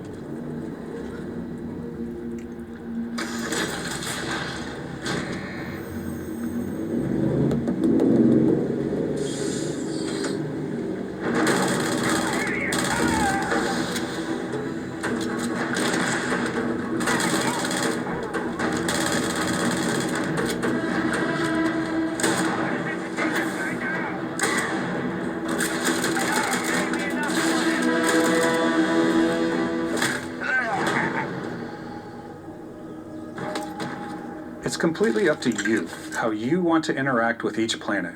Whether you want to explore and see what you can find, harvest resources and be on your way, or simply take in the views. With the help of your scanner, you'll chart the uncharted and discover exotic wildlife. If you have the skills, you can even figure out that certain creatures and plants, you can build an outpost and produce resources from those plants and animals.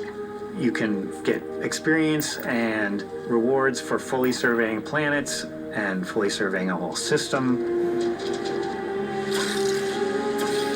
When we were concepting these creatures, we really wanted to think of them as natural to the environment. We didn't want alien monsters, we wanted native wildlife. A los animales something you've no never buscamos seen crear before. monstruos, sino animales que realmente existieran en esos When it comes to our exteriors, when the sun moves, all that light is calculated in real time through the atmosphere.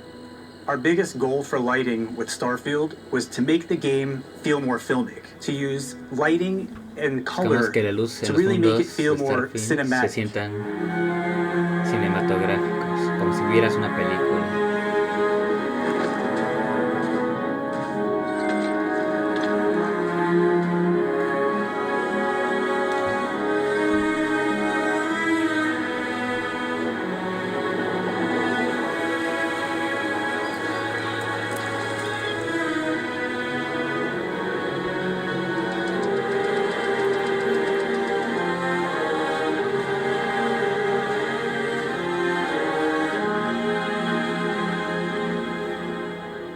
After some exploring, you can find a spot to set up a base camp. Outposts can be built almost anywhere on any planet. And the habitat modules come in all shapes and sizes, filling all different purposes. You can even live in them. Assign crew and companions to work at your outposts for added bonuses and set up extractors to harvest resources while you're away. Something cool we have this time is we have a new fly cam where you can toggle between on-foot building, or you can now use a top-down isometric camera, which helps plan out larger parts of the outpost and placing those larger halves. So that way you can really plan your structures and what the overall feel of your outpost is. And then when you're on your feet, you can really decorate and fine-tune things much easier.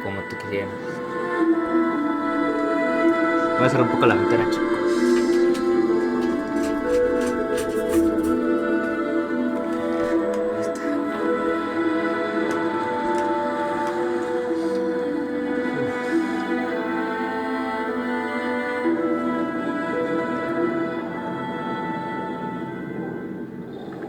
Add crafting and research stations in your outposts to utilize any resources you find or already have. Mod your weapons to adapt them to your playstyle. Different weapon sights and scopes, larger magazines, a selection of grips and barrels, different ammunition like explosive rounds. All you stealth players out there will surely need a suppressor. You can also choose to go hands-on with melee weapons. I think it's always a delicate balance between like what's realistic, what's sim, and what's Hollywood. And I think we sort of err on the side of like what's fun for the player. With Starfield, we've completely overhauled our combat. It's more dynamic, the animations are more fluid. Dice que el combate en Starfield es más dinámico. It just feels great. We probably have more mods and more weapons in this game than I want to say any other game we've done before. Sí, tenemos más armas que en cualquier otro. Upgraded gear is just one of the many factors to pay attention to when engaging in combat. You may need to switch things up based on your environment. Gravity is different for each planet, and boost packs are excellent for getting around. And for giving you an edge in combat. Sometimes you'll even feel like you're flying.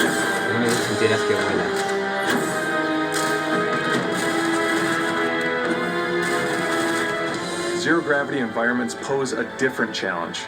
Firing a ballistic weapon in zero-G will actually push you backwards.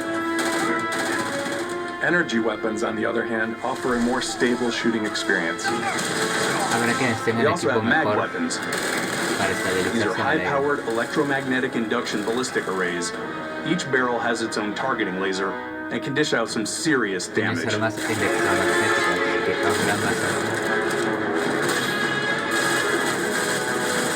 Whether you want to get up close and personal with your own two fists, or you like more compact weapons like pistols and submachine guns, or maybe you prefer something bigger.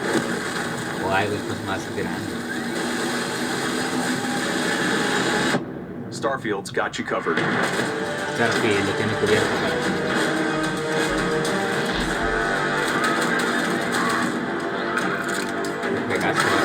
Solo de lo que han mostrado ya es un juegazo.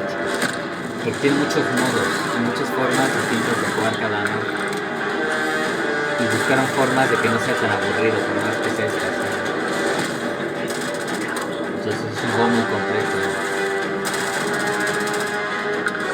Hasta modo historia tiene.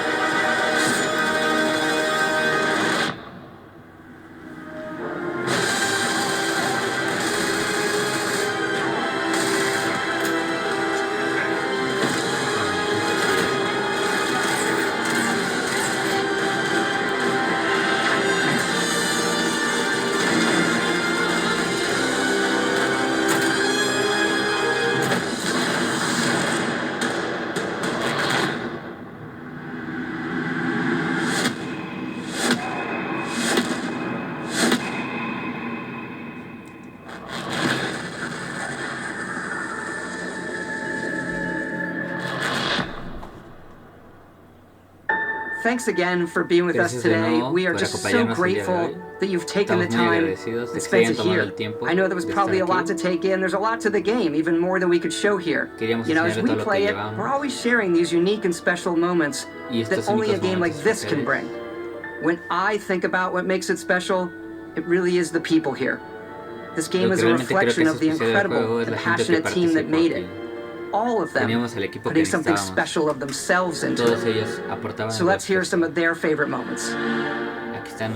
I love the way that our final combination of all the new tech has come together to create some of the most beautiful sunsets and sunrises we've ever had in any of our games. I love the creatures, the exploration, every biome is different. The word that comes to mind is vast. I like to use our photo mode to take rock star photos. I just love that constant feel of discovery and wow, I can't believe that there's more here. I'm most excited about our outpost building systems. My favorite part is every time you step out on a planet, it's a unique experience. You spend all this time building your ship, and you see it on the landing pad. These things are gigantic. It's the kind of thing that you just can't get anywhere else. There's something about seeing a tower over in the distance and going, I know the gravity's low here. I think I can make that jump. My favorite part is biomes, spaceships, audio design, planets, the day-night cycle. Those details matter to me. Diplomacy, exploration, freedom, the ending. Basco, obviously. I love the robots so much. The incredible amount of worlds we created. Sniper rifles, come on. Lever action, rocket launcher. Brain sprout. I laugh, but some people might find creepy. I don't know. I know it's right, Ben. The thing that I enjoy most about the game is the freedom to be who you want to be, do what you want to do. It's what you've come to expect from a Bethesda title, but on a much bigger scale. A una escala mayor, un canto de Cristo. Sí, es una proeza. On behalf of all of us, we can't wait for you to play Starfield and make your own special moments. Sería que tomen y nos digan los momentos más especiales.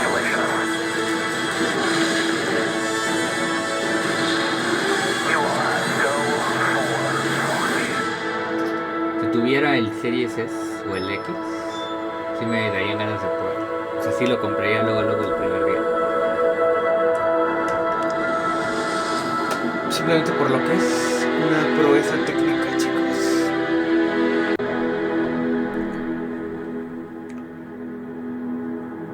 Sí.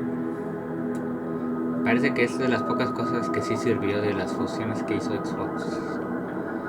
Porque Bethesda tiene la creatividad y la experiencia para hacer buenos juegos, pero no tenían el presupuesto, entonces luego fallaban en los gráficos. Y Microsoft tiene mucho dinero, pero no tiene nada de creatividad. Entonces esta cooperación siento que sí les benefició a los dos. Y pues básicamente esto fue lo que vimos y llegará en parte. Suena como la Rosalía, pero en inglés. Entonces, aquí está haciendo como un resumen de lo que vimos a lo largo de la conferencia de anuncios.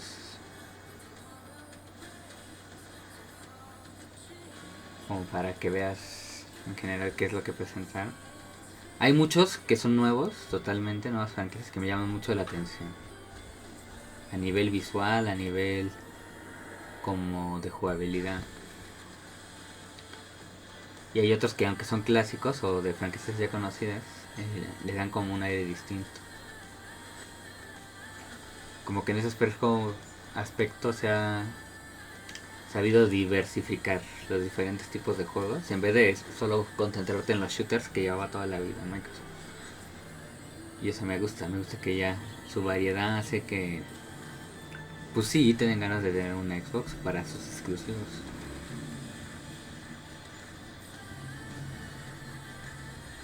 Todos estos son los títulos que fueron anunciados.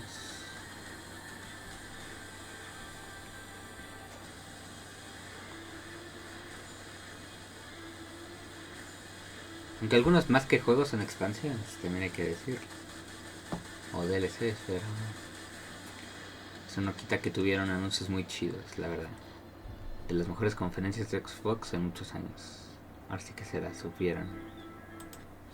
Pero chicos, esto nada más es una parte. Les dije que íbamos a reaccionar porque esto lo liberaron como a la mitad de la semana que dura la feria de anuncios. Y hicieron como una versión extendida de lo que les faltó de incluir ese día.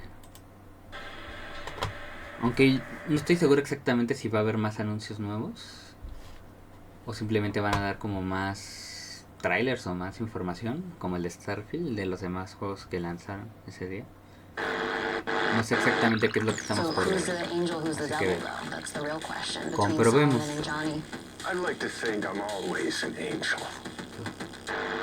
Ahí están el buen Keanu hablando de Cyberpunk.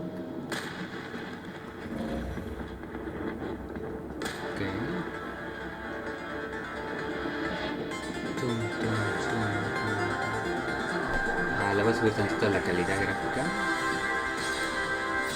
Ah, ya está en HD. Ok. Pensé que estaba más bajo.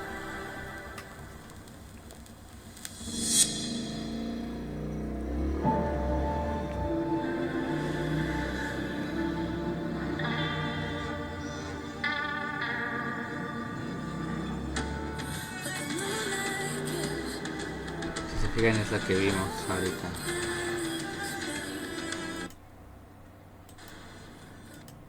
Cuando hicieron su resumen. Entonces lo crearon con este objetivo de conectar las dos conferencias. Como un resumen para los que no vieron el primero.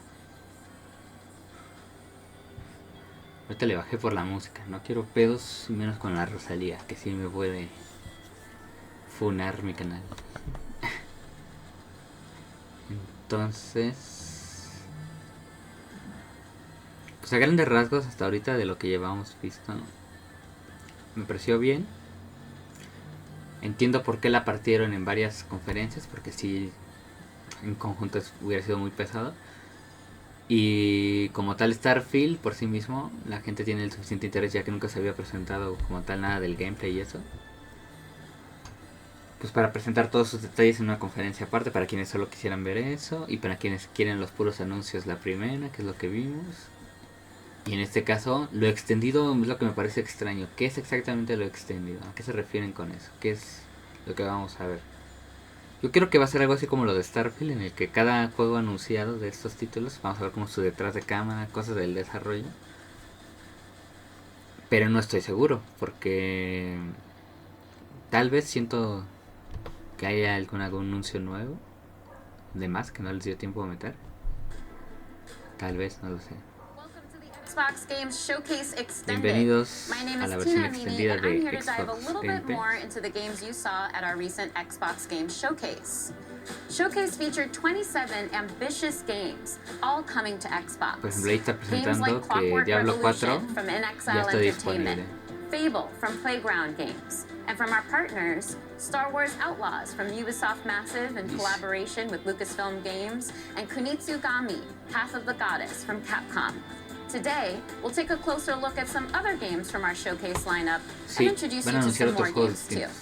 We've got the game director of Avowed from Obsidian Entertainment breaking down the game's trailer, and the game director of Hi-Fi Rush from Tango Gameworks is here to tell us about their newest update.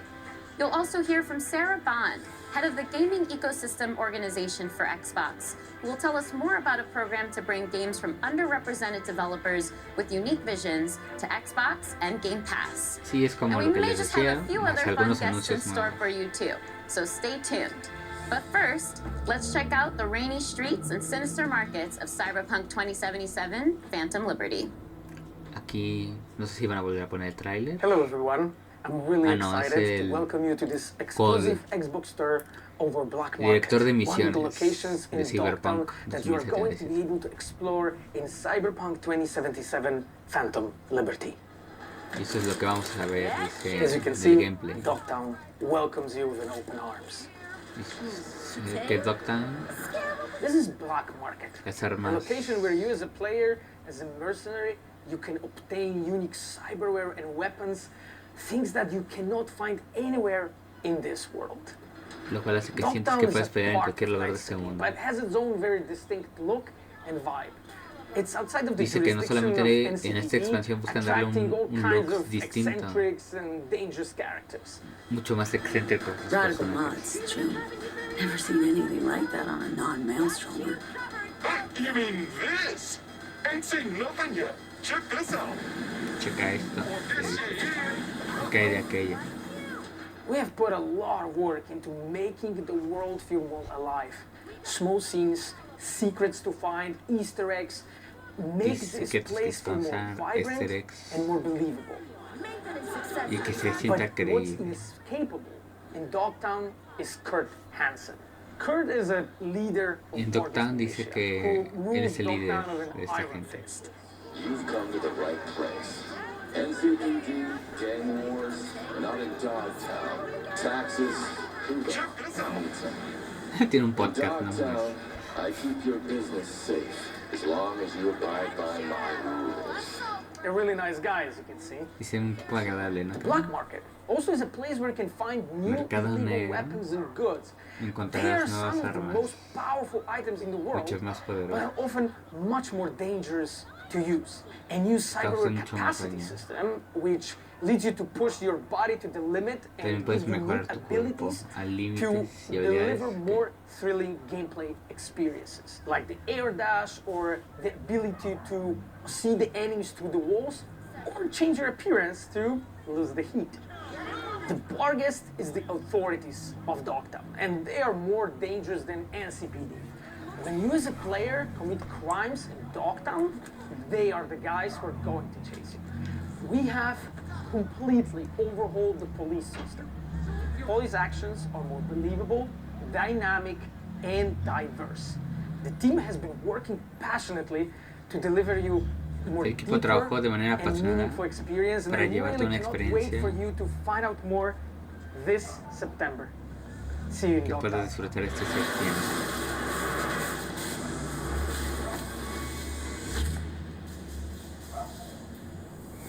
...26 de septiembre... Pues no falta tanto, julio, agosto... We're not done talking about CD Projekt Red's next dive into the story between V and Johnny just yet. In fact, we're here with the voice and stylings of Johnny Silverhand, Keanu Reeves himself. Welcome. Sí, vamos a hablar con una de las estrellas de Cyberpunk 2077. Phantom Liberty introduces us to an entirely new location in Night City. It's called Dogtown. It's this devastated place. It's controlled by a militia. But I think you know more about it than I do, so how would you describe it to players? Night City has its own kind of levels to it, and I think Dogtown is kind of going down to a darker una versión más place. Oscura, underground. It's dystopian. Distópica. It has a tension to it, and this undercurrent of kind of violence, Dice que aquí puedes ver abierta esta violencia, fuerza. Yeah. Shit's gone down. Que hace que todos quieran, que no ves tan simplemente a and it's just, I mean, hopefully it'll be fun for people to play there. It's hard to believe that there's an underbelly to the underbelly that is Night City, right? Yeah, I'm a little scared. But in a good way. No, it's a good way. I mean, we're all kind of drawn we're all moths to the flame, and there's a lot of flame in Dogtown. Well, if anyone can take it on, it's V, so that certainly gives me the confidence. Yeah, V's a survivor. Exactly. Oh, yeah. And we just saw a tour of Dogtown, too, so we got a little bit of that ambiance, and we can see what the environment is like. People are getting beat up. It's not good. It's not the friendliest place to be. You gotta be prepared for it, truly. Yeah. But in our tour, we also hear a recording from a Colonel Kurt Hansen. Who's this guy? Because he seems pretty dangerous, ¿Quién es este hombre que aparece aquí? Parece bastante peligroso. My inner Johnny came out. I think that's good. We know the tone now. John Wick. Well, I mean, he's ex-military, military too. Él es un ex-militar. Ruthless, power hungry, poderoso, manipulative, and Johnny doesn't like him. I could see that. Night City in general is the kind of place that breeds that kind of character. Yeah. Let's take a step back. Let's talk about Johnny as a person instead of this horrible person known as Colonel Kurt Hansen. I don't know about this guy, but people like Johnny, and I think it's interesting because we know him to be opinionated. He's radical. We've seen that in Cyberpunk 2077 in the main campaign, but as we get to know him, he's got a sensitive side too. He can actually be quite caring. That's what makes it so much fun. He is outspoken. He is a little grumpy. And he has a right to be. He's been used, he's been abused, he's been abandoned. And I think that through that kind of hardness of his outside, there is a vulnerability to him. And I think what's great about it is I get to play that character in so many different ways, and so the range of it is cool. And especially for the player, you get to see these moments in flashbacks. You start to understand he's a product of his upbringing, truly, of his surroundings. Dice que él es producto de la presión. I mean, we can start talking about nature and nurture. I'm sorry, I keep dropping into Johnny. But, Lo siento, no puedo seguirme del personaje. I like his anger. I like his passion. I like what he stands for. He's really just looking for a fair shot, and I love that he's kind of going through music, that there's an artist side to him, and I got some great speeches. Sus grandes discursos. There's all these moments with Johnny where a tiny little thing, elicits this really fun response. You can flip him off and he double birds you back. Like, I love those kind of moments. Or rock. I think another interesting lens of looking at him as we get into Phantom Liberty is his dynamic with Solomon Reed. So what can you tell me about Johnny's relationship with Idris Elba's character? I think Solomon has some things in common with Johnny in the sense of the military, the sense of being used, abused, you know, it's in the title, right? They're fighting for a liberty. You know, Solomon's kind of trying to reclaim his life, you know, and Johnny's doing the same thing. You know, it's Cyberpunk 2077, so it might start off as revenge, and it might end as revenge, but I think sometimes he feels like he's lashing out at the wind. You know, I think Solomon has been living out in the kind of the desert of his life, right? Kind of hiding and harboring.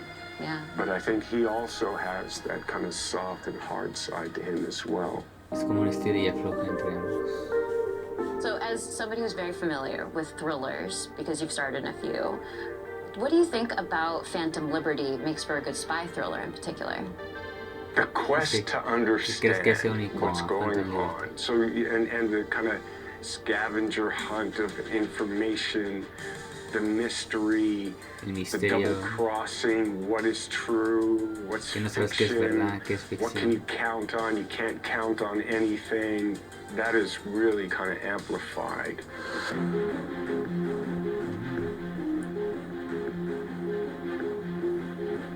Well, thank you so much for coming out to another Xbox presentation. You've got a lot of fans out there in the Xbox community, so I think I can speak for all of us in saying we really appreciate you showing up here today. But before I close things out, well, before I close things out, I'd love your help here, Keanu. How do you think Johnny would end this interview right now? Si yo amo a tu personaje, ¿qué crees que va a hacer Johnny en esta expansión? But, Tina, pleasure to meet you. Oh, is that how Johnny would do it? Yeah. Oh, thank you, Johnny. Nice to see Such you. a pleasure to have you here. I thought you were going to kick down the camera or something, so... No, you see, he's respectful, you know. You're a good egg. Oh, thank you. You too. And I'll see you out there again soon. Espero que nos veamos pronto.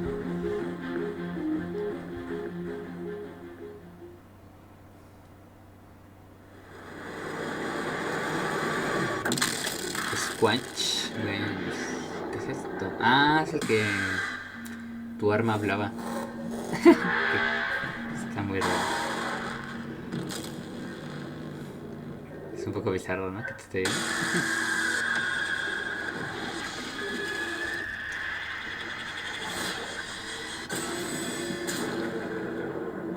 I'm so sorry for dragging you all into this. Hide.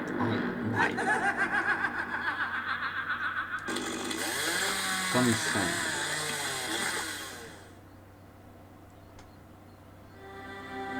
De los creadores de Shadowrun regresa a la serie de batallas. Doesn't exist. It's a pantomime. Theater. And if you get a glimpse behind the scenery, the stagecraft, you will discover nothing but darkness. And once perceived, it will swallow you whole.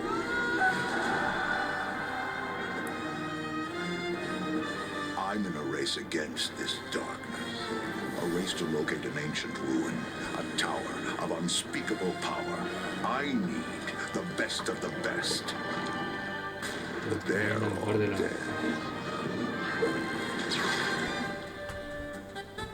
So I'll use you. Scoundrels, thieves, cutthroats, the best of the worst.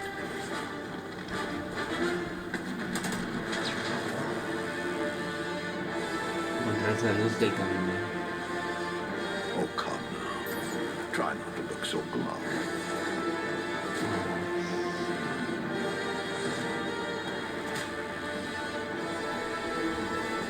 You're going to help me save the world. Puedes intentar salvar el mundo. El Lamplighter's League.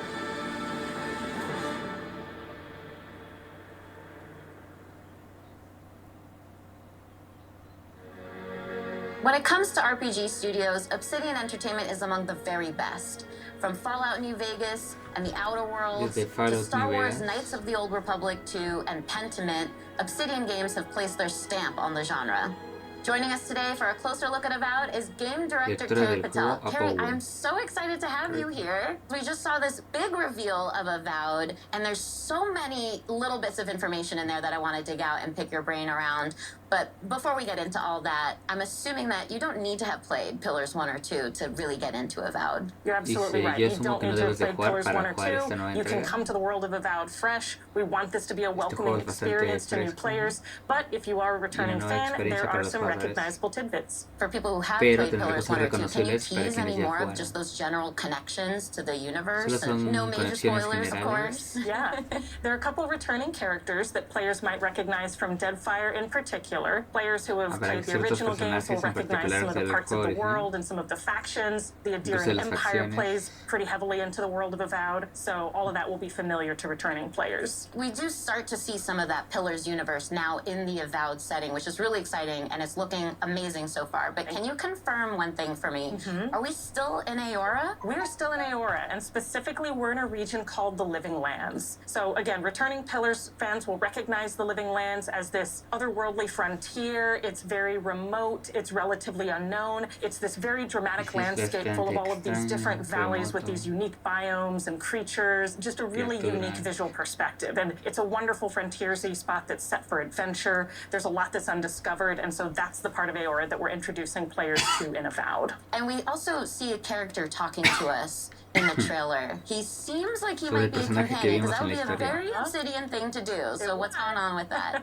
Yes, this is Kai, and he's one of the first companions you meet in the game. He's an Amawa, that's one of the unique species of the world of Aora, and Kai as a character brings a balance of this really battle-hardened perspective. He's seen a lot, he's served as a soldier and a mercenary, but he also has a really unique sense of humor. So he brings a spirit of levity and camaraderie to the party as well. And as he's talking to us, he's also kind of conveying, well, he's straight up saying that he's afraid of you and your abilities, but it's not like the heroes are the only powerful beings in this universe. So I'm curious what that means for who we are as the player character. Are we a watcher again, like in Pillars 1 and 2, or maybe we have some connections to the spirit realm and beyond that gives us these terrifying abilities? So you're not a watcher this time, but you do have a unique soul connection to the world that gives you a connection to the Living Lands and to some of the more mysterious forces at work there. The player is also being sent as an envoy of the Adirian Empire, and so they come with both a very mysterious aura, but also a certain sense of political urgency. Kai also mentions a plague. That's another bit of detail that we get within the trailer. We see a very concerning growth on a lot of the creatures in the world. What can you tell us about this plague?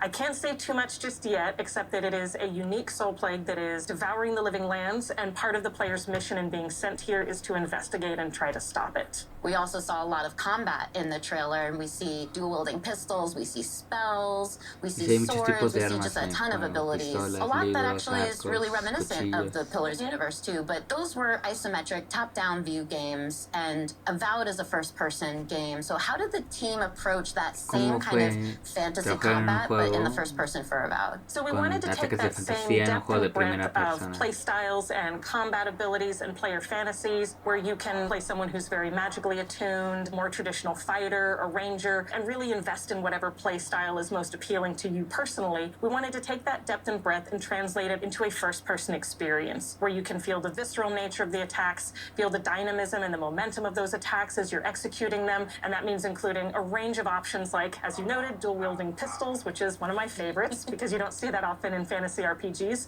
but also traditional sword and board, a whole host of magical abilities, a lot of things that'll be both a little bit familiar, but hopefully new to players as well.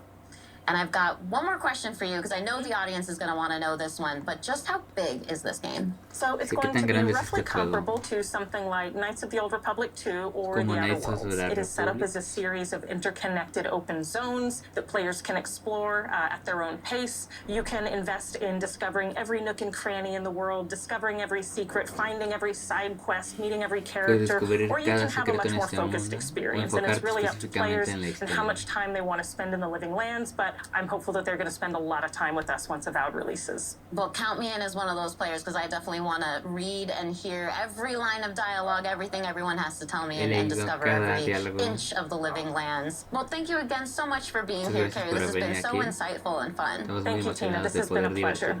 That was just a taste of what you can expect from Obsidian Entertainment when Avowed lands next year on Xbox, PC, and Game Pass. Es algo que podrás disfrutar el próximo año en Xbox Game Pass. Pero es una coneja. Es una mechaneja.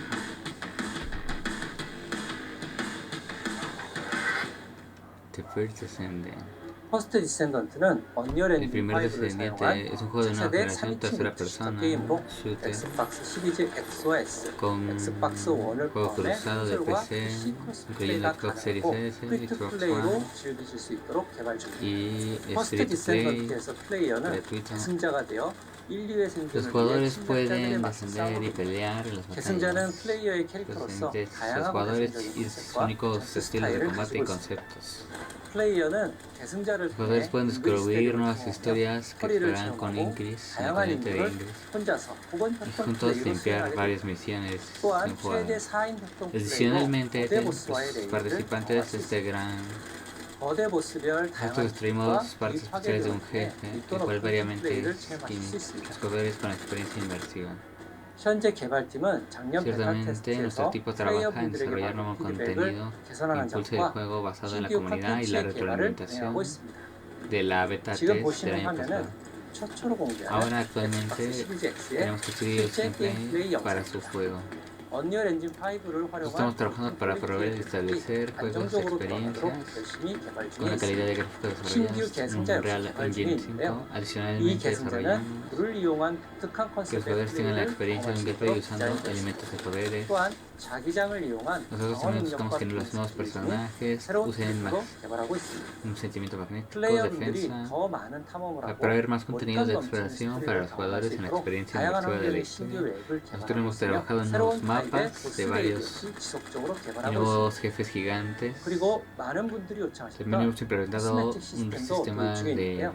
para los 캐릭터들마다 jugadores, 다양한 컨셉의 스킨을 제공할 únicas 예정이며 trajes para los 아이템 jugadores 중에 y 개성을 마음껏 cosméticos que 뽐낼 수 están 있도록 지원할 disponibles 예정입니다. para personalizar. 가장 많은 피드백을 받았던 Entonces estamos completamente 시스템을 완전히 cambiando de 변경하였습니다. cómo recibimos la 변경된 retroalimentación del año pasado 그래픽은 조작에 따른 회전과 y cómo 이동시 가속 감속을 지원하여 estos soportes de 조작의 재미를 rotación y 훨씬 더 desaceleración 즐겨했습니다. cuando te mueves 이 밖에도 피드백을 반영하여 점프 reflejas a 모션, los jugadores 초기 su 싸움, retroalimentación, UI와 lleva UX를 de 지속적으로 emoción, 개선해 나가고 있으며 usando 계승자 efectos 스킬을 que 개조할 수 interfieren. 있는 Y 시스템을 es este 개발 중에 nuevo 있습니다. sistema 게임 y sus 사운드와 habilidades de 글로벌 modificación, 유명 게임 작곡가인 colocando con Tim Burton a un nivel de compositor de los juegos y de las melodías. 준비 중에 있습니다.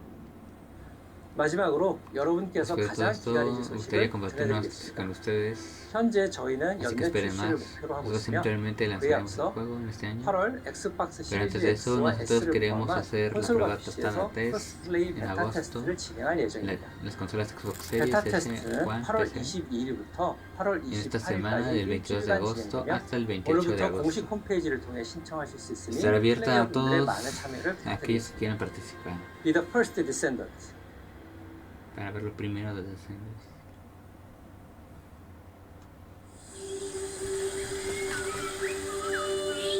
When we were wrapping up Banner Saga, we were really talking about what is it we want to do next. We earnestly started with the idea of making a game that was hopeful, that it was a triumph for the human spirit. Something that had a lot of replay ability, Esto. something that you can really explore for a long time. There are different worlds that we want to explore. Towerborn is that El arte game. está chido. Ah, es uno de los que se anunciaron. Towerborn is a fast-paced action RPG. It's a co-op game. You can play it online.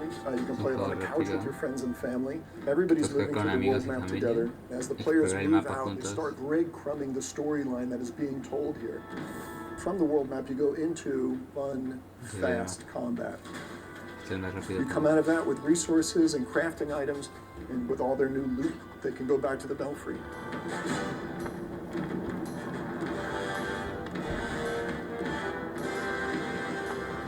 The Belfry is the player's safe haven and humanity's safe haven. The player can customize their appearance, their loadout, talk to all these different NPCs. The world itself is a mix of 3D and 2D. We definitely wanted to have that kind of beautiful background that you see in animated movies. Towerborn is all about humanity's last chance at survival. Humanity is clinging to hope and clinging to this tower. It is your mission to try to hold the forces of darkness at bay, to give humanity a chance at survival. The most important thing about the gameplay is it's just fun. And it kind of just amplified its fun the moment you added another player. All of the players can build their character in a way that's specific to them. It just turns into this back and forth exploration. Like, let's try to do this one combo, and then let's see if you can do a follow-up. From a couch co-op perspective, that's just really fun because there's not too many couch co-op games anymore. I'm hoping in 5 years from now, it's in a place that I never even would have thought of. It's a seasonal game, which is different for us. Players can expect a new storyline with new quests, new biomes. We'll be rolling out new gear, new monsters, new bosses. Expanding on the content in a continuous, organic way, so it just becomes a living world.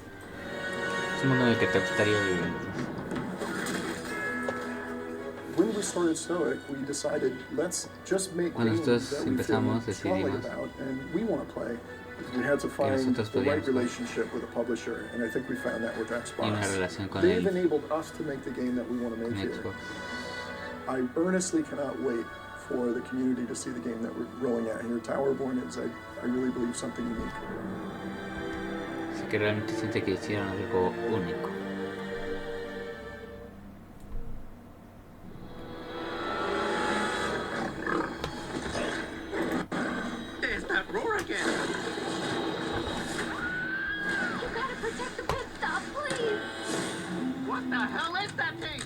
What is this game, guys?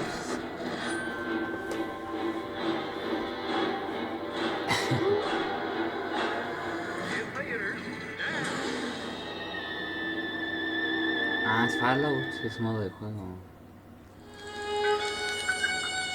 A la verga. Ya sé por qué es la versión extendida, ya me acordé. Aquí te muestran muchas cosas que hacen los de Bethesda, que es quien hace a Fallout. Como se centraron mucho en lo que sacaron de Starfield, esa conferencia era más que nada como de Bethesda.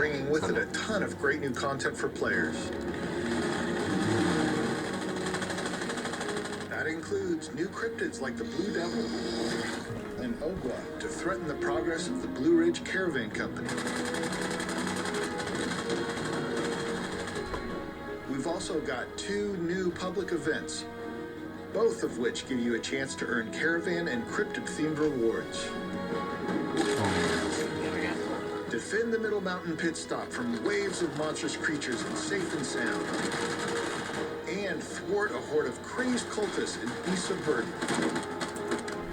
With Season 13, we've also got a new scoreboard called Shoot for the Stars, which celebrates the stars of the silver screen and gives you a chance to earn cinema-themed rewards. En el mundo de Fallout se mama. And we're not done yet.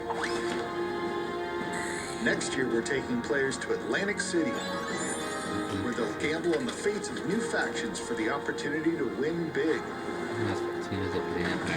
Do your part in helping the Blue Ridge Caravan Company and earn rewards along the way. Once in a Blue Moon is coming June 20th. Appalachia is coming at you. We'll see you there.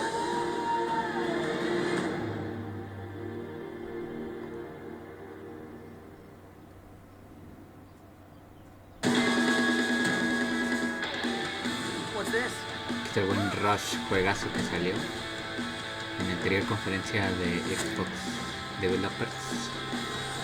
Anunciaron al buen Rush, un juegazo.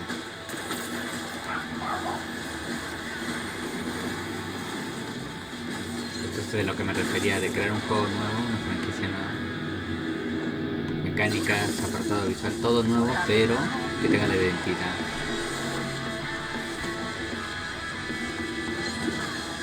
Ritmos, chicos, donde los putazos también pueden ser música.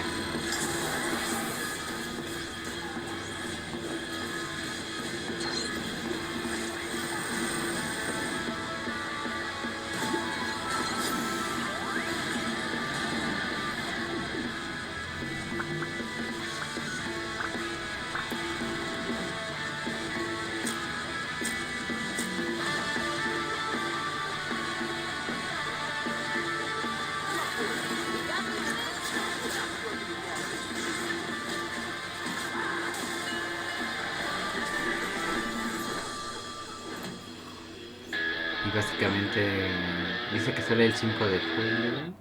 Es como una expansión, ¿no? We've just seen a new trailer for updates coming to Hi-Fi Rush called Arcade Challenge Update. No joke, there's literally exclamation points in there. That's not just me. So here to explain that and more about the update is game director John Johannes. Welcome to Showcase Extended, John.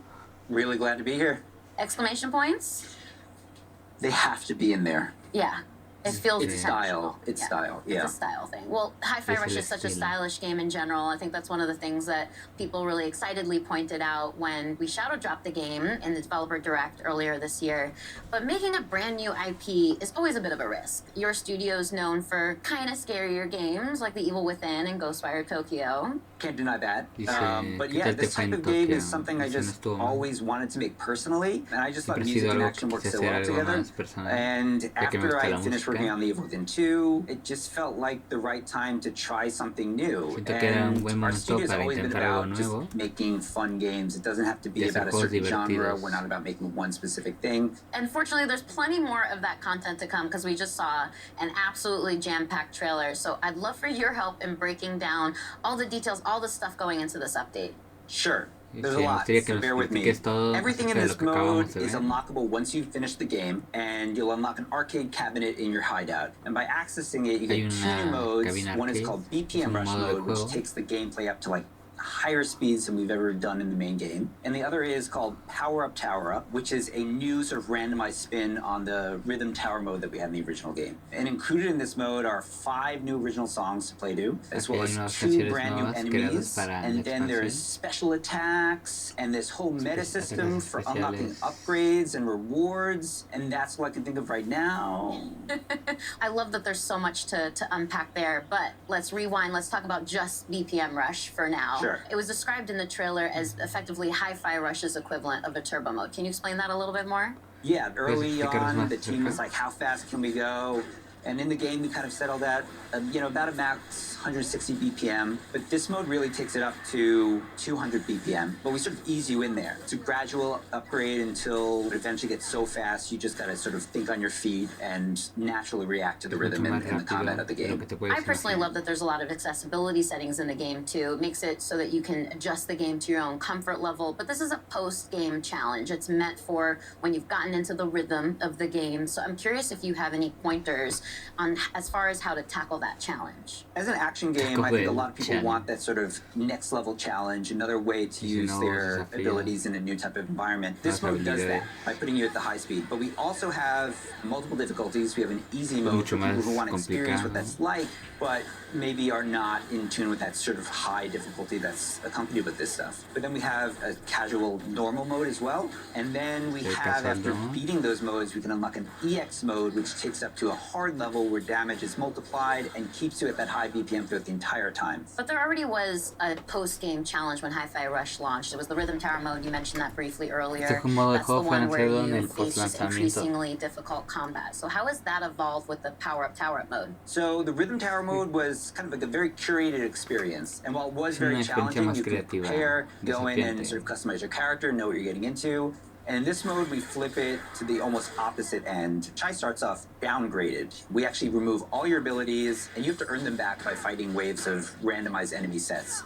And after every wave of enemies, you get to choose from a series of power-ups that can gradually increase your stats. But each of these upgrades comes with either bonus or negative modifiers as well to the gameplay, so you can take more risks or less risks depending on which upgrades you pick. And again, those upgrades are randomized each level, so you really kind of have to have an understanding of the systems and not quite master them, but have a good grasp if you want to go in and come out on top. Well, as I mentioned earlier, it was a really packed trailer. There was a lot of information in there. It's a chunky update. So what else have you got for us? Because I feel like there's more on the table there. Yeah, so by playing the 2 modes, you unlock these rewards through these challenges that are connected to these 2 modes. And in these rewards are things like accessories for Chai and new costumes for Chai 808, and even as well as fan favorite Corsica.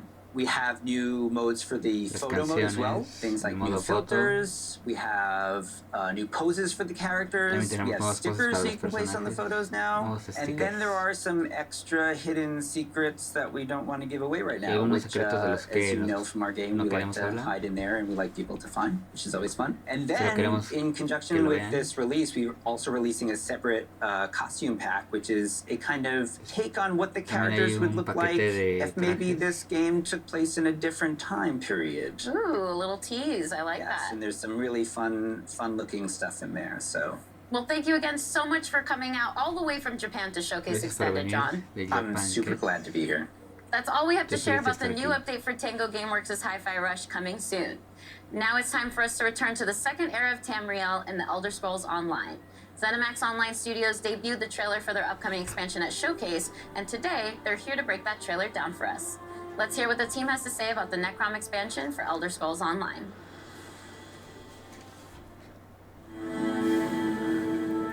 Elder Scrolls, Hey everyone, thank you so much for watching the Xbox Showcase. I'm Rich Lambert, the creative director on Elder Scrolls Online. And I'm CJ Greb, I'm the project art director for Elder Scrolls Online. One of the really interesting things about Elder Scrolls Online is it's different than really any other game out there. It's not your typical level-gated world. Go anywhere, you can explore in any order you want to. You really can hop in at any moment, play with anybody, you can play any part of the game. And any story. And of course, I mean, we're on Xbox Game Pass, you know, the biggest open world RPG on Xbox. And if you're at all a fan of Elder Scrolls, you can go places that you maybe have never gone before in Elder Scrolls. And do things that you've never been able to do. There's so many different activities to participate in. You know, housing. We've got lore hunting and antiquities, right? There's the dungeons and the trials. And you can, of course, always revisit lands that you've been to before. We've got Skyrim, Morrowind. Yeah, and there are different times. You know, we're almost 1,000 years in the past. Come in by yourself, come in with friends, but don't worry that you're ever not going to have something to do, because there are adventures everywhere you go. We had an awesome trailer during the showcase.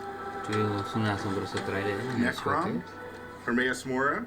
What's it all about, Rich? Hermaeus Mora is this Daedric god of knowledge. He's not good, he's not evil. He is just focused on and collecting everything he possibly can to study. And what you kind of see in the trailer is Mora kind of always on guard, always looking over and watching what's kind of going on. And you get to see some nostalgia in there as well from the Dragonborn DLC in Skyrim with the yellow-green skies. The vast inky sea, the stacks of books. I'll still never forget the first time you showed us the initial concepts for everything made out of books. I remember looking at that and going, God, how are we going to do this? Like, how is this going to run? And we always try to honor the past, right? Because when we go back to areas that people who play Elder Scrolls games have played, they know these lands. We want them to feel like they're coming, right? But we have the chance to add a little into the mix. The art team was able to really play with kind of cool, unique monsters. Yeah, we were given some great places to go for new monsters in the zone. We were looking at making a creature that would kind of freeze you in terror as soon as you saw it, and a creature that has a deeper connection to the overall story of the zone. We've also got the Tavani Peninsula, kind of the Morrowind vibe. It's always fun to go back to this part of Tamriel because it's one of the most imaginative and sort of like visually expressive things that has ever been created for an Elder Scrolls world, and then of course Necrom City itself.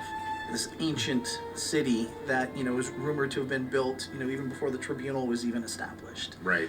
Being able to play with that and look at that architecture and this ancient city of the dead. And you guys gave us a new class to do. The Arcanist draws their power. ¿Por qué nos hablas acerca de las nuevas clases que habrá? We really challenged ourselves in the team to make something that didn't feel like anything else that we have built. Everything we've been talking about sounds amazing, but when do we actually get to play it? Necrom launches on Xbox June 20th, and we can't wait for everybody to get in there and see this amazing content that we've created. thanks everyone for watching us during the showcase and watching us today. Lots of exciting stuff coming for ESO in the future. We'll see you on camera. Vamos pronto. El 20 de junio, en mi cumpleaños. Dale.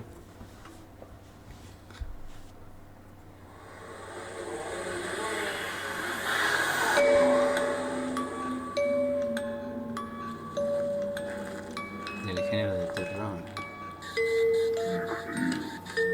Miren, es Badía de Leyendas Legendarias, buscando fantasmas. Y finalmente viene para consolas.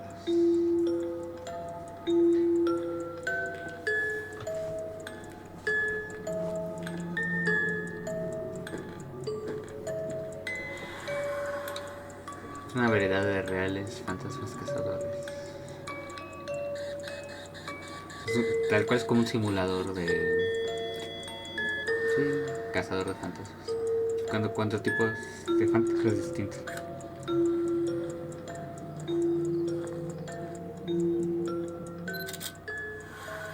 Cuatro jugadores modo cruzado, únicos eventos.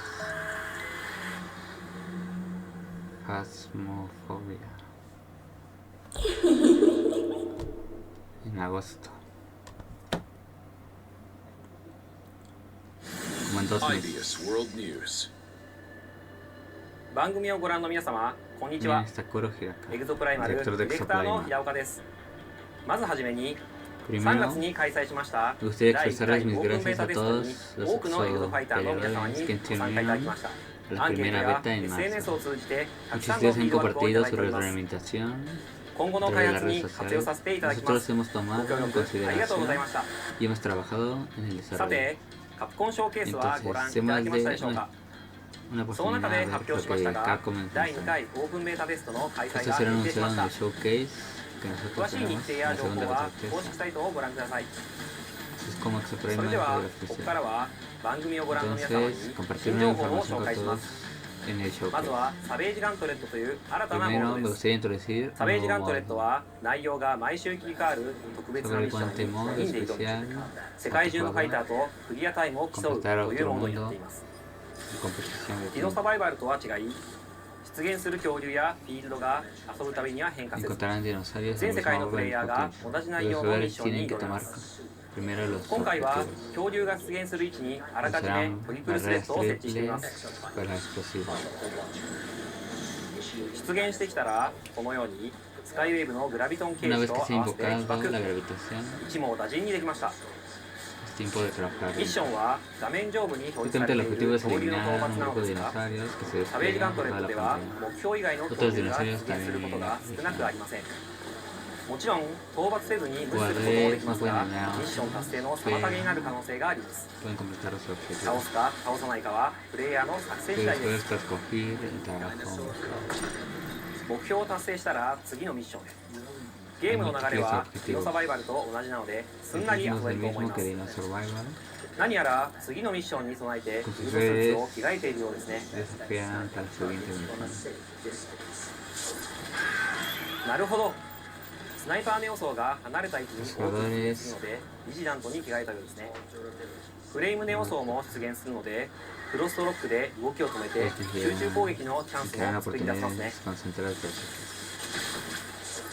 また一列に並んだ恐竜もブレードで仕留めてから倒す作戦も。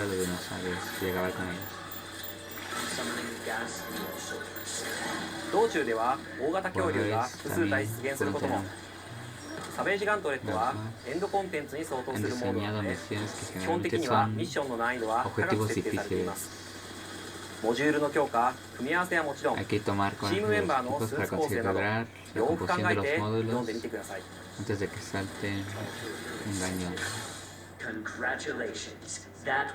サベージガントレットをクリアすると、このようにクリアタイムが表示されます。その後、自分のクリアタイムがどの程度だったか、ランクによる評価がされます。次はバリアントスーツを紹介します。バリアントスーツはデフォルトのエグゾスーツとは異なる性質の武器を装備しており、戦い方が変化したスーツです。デフォルトのデッドアイはアサルトライフルを装備していますが、デッドアイアルファ、バーストファイヤーはショットガンとバースト射撃を切り替えられるバトルライフルを装備しています。敵との距離に応じて打撃を切り替えながら戦います。他のバリアントスーツも特別にちょっとだけお見せしますね。ゼファーアルファ、エナジーチャクラ、バラージュアルファ、ロケットホップ、ビジラントアルファ、マークスマン、ロードブロックアルファ、フォートレスキー、ムラサメアルファ、フロストブレイド、フリーガーアルファ、チャージショットガン、リッチドクターアルファ、デュアリティビーム、スカイウェーブアルファ、サンダークラップ、ニンバスアルファ、ダブルバレー、バリアントスーツは発売後のタイトルアップデートで遊べるようになります。Todos estos variantes están ビルド disponibles プライマル en は solo 発売後も定期的にアップデートを行っていきます。シー descarga ズンごと todo に el 新たなゲームコンテンツを追加していきますので、ご期待くだ temporada さ de い。 nuevo contenido que está 本 por 日 venir. はありがとうございました。 Es todo por hoy. そ Gracias れで por は ver. ウォーゲームでお会いしましょう。 Nos veremos マッシ en ブ los juegos de verano.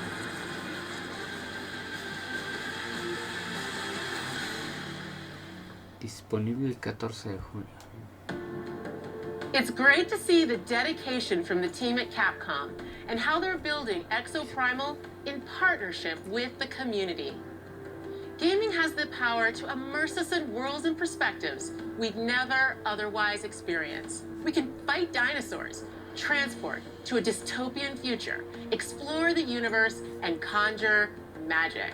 And we get to do this together, no matter where we are on the planet, the language we speak, what we look like, or our physical abilities. That is why it is both an absolute imperative and an incredible opportunity that games represent all of us. That is why we created the ID at Xbox Developer Acceleration Program, to help underrepresented creators and stories in the industry shine.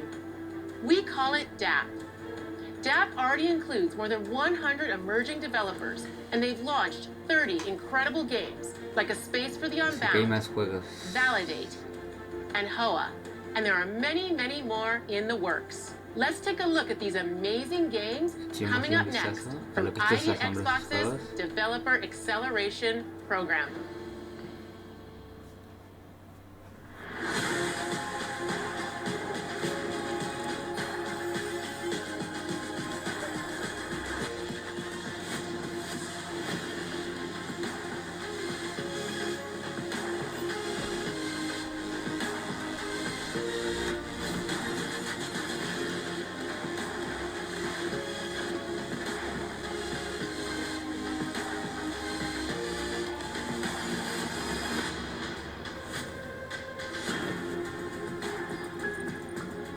La mayoría de estos son indies, si se fijan.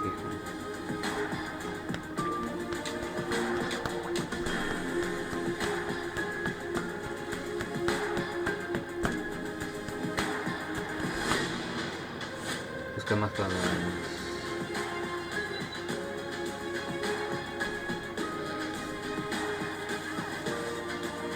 de alas, parece que Citroma. Creo que es active.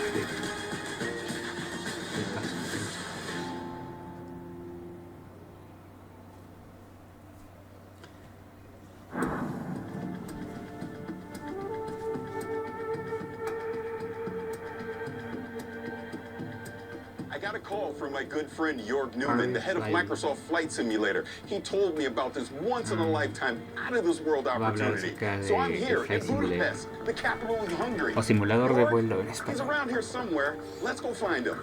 Jorg! George Newman, cabeza de Microsoft. Great to see you. Thanks for coming to Budapest. Of course. What am I doing here? I'll tell you on the way. We have a boat to catch. A boat? Yep. We don't have a plane? Nope. Come on, Paris. Si vamos a jugar, y le dice no.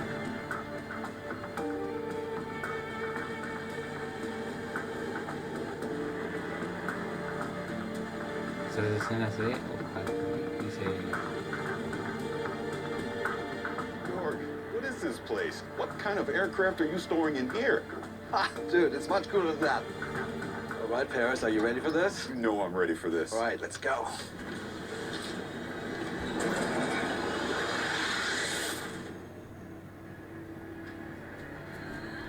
A la verga, ¿qué es eso?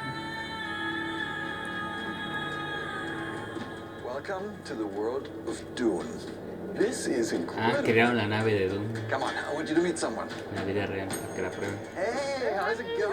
How are you, man? It's good to see you. ¿Cómo está? Qué bueno ver. Paris, I would like to introduce Patrice Vermette, Academy Award-winning production designer of Dune. It is very nice to meet you. I'm a huge fan of Dune. Now, Patrice, can you tell me what is this place? Well, this is the warehouse where we actually keep most of the props and the set deck elements that we used on Dune Part 1 and Part 2. New York. How did all this get started? So it goes back to November 2021. Dune had just hit the movie theaters worldwide, and we got a call from Legendary, and they have the idea that we bring an ornithopter into Microsoft Flight Simulator. And me being a lifelong science fiction reader and fan, a big, huge fan of the Frank Herbert books, how could I say no? Okay, now it makes sense. After seeing the trailer at the Xbox showcase, I understand why you brought me here. You guys want to take a look? Because we actually do have a couple of ornithopters here. If you want to see, you want to take a look. That would be awesome. Yeah, let's do it. All right, let's do it. All right.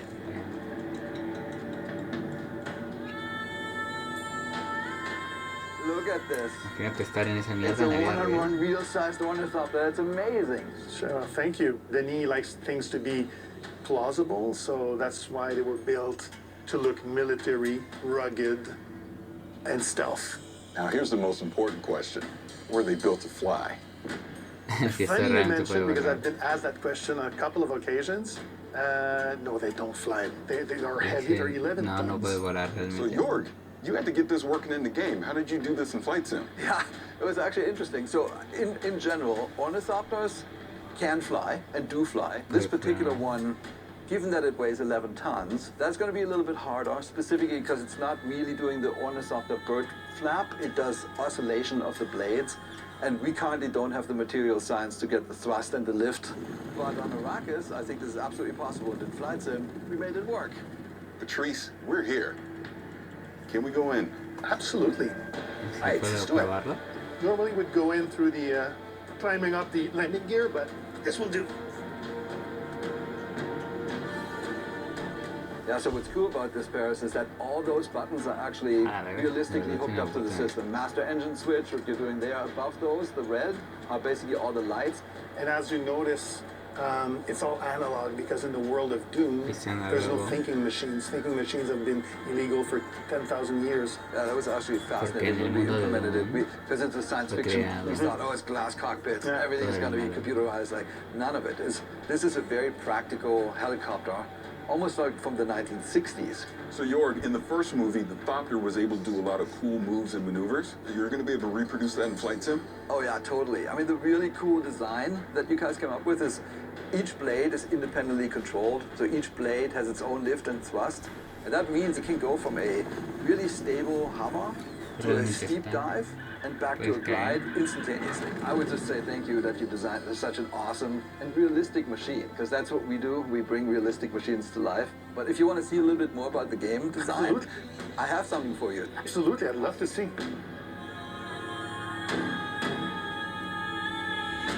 All right, so the setup for this expansion is that you are a Atreides pilot on Arrakis flying an ornithopter. Here is what we built. We basically built this section of Arrakis. Here's the capital city of Arrakis. Here's the botanical garden. We have that as well. And the first thing we do is we train you up. The fast takeoff, fast landing, and then the deep dive. Pregunto si tendrán una recreación de esa nave en los sets reales de la película. O si solo lo hacen en la computadora. Porque estos güeyes de verdad se tomaron la molestia de recrear la nave en la vida real. Can't talk about today, but that basically wraps up the experience. It's gonna be great. Super exciting. Hey, it was great to see you again. Paris, thank you so much for having me. All right, Jorg. Where to next? Well, I don't know what they eat on Arrakis, but this is Budapest, and I hear they have excellent goulash. I know a place. Well, let's go.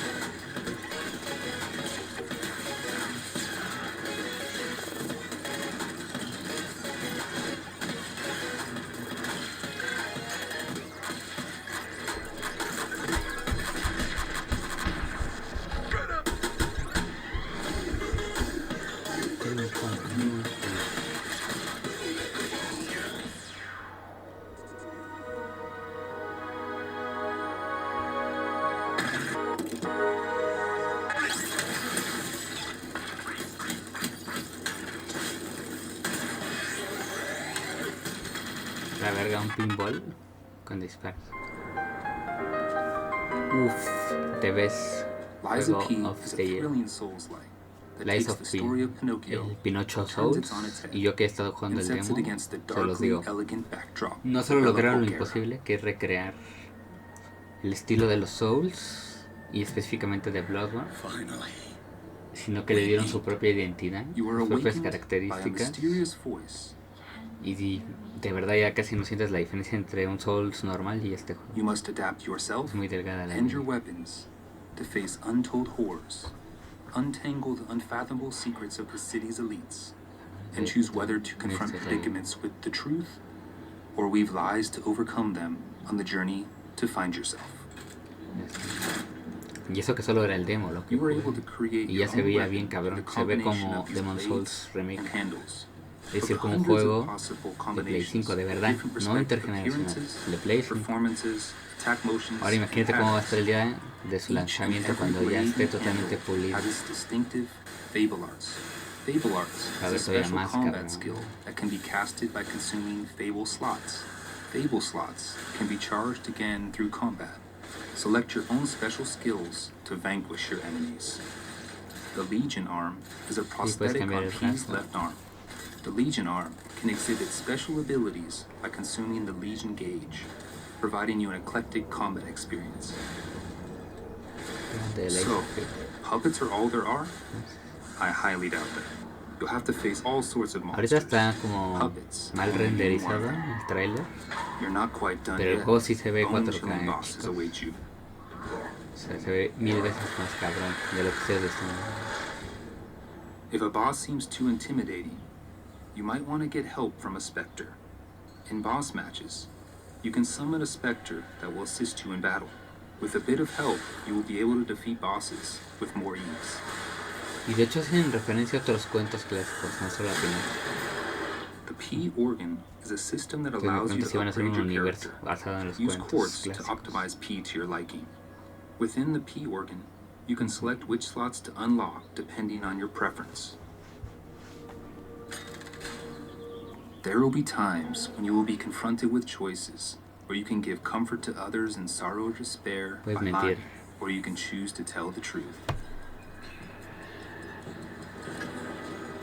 Y eso es para acceder al hotel. Si quieren verme jugarlo en vivo, ya lo subí en mi canal secundario, Obito Gameplays. Ahí está mi gameplay del demo, chicos. Meet Liza P on Xbox One, Xbox Series, and Game Pass. Coming to you this September 19th. El 19 de septiembre. At the heart of Hellblade is our ambition to sink you into Senua's world and story. To do this, it's critical that we make it as easy as possible for you to suspend your disbelief. One key method of achieving this is our use of performance capture.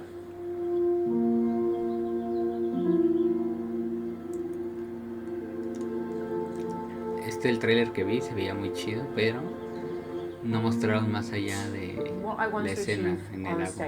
Is to get the best performance and best storytelling from the actors, and then to get that into the game as faithfully as possible. I want to see what I saw on stage in the game. When we were shooting the scene from the Xbox showcase, it was quite a somber mood on set, because that was one of our moments in the game where it's just Senua and the Furies, and we have an opportunity to connect with the player one-on-one. Where are you? I don't like it. This is too much. At this point in Senua's journey, she's had her confidence eroded. There's a lot of doubt. And she needs to find within herself a spark of hope, that strength that she has, in order to continue on. Everything I've done has led me to this place. While this scene is relatively simple, the scale and complexity of our performance capture has multiplied to meet our creative ambitions on Hellblade 2.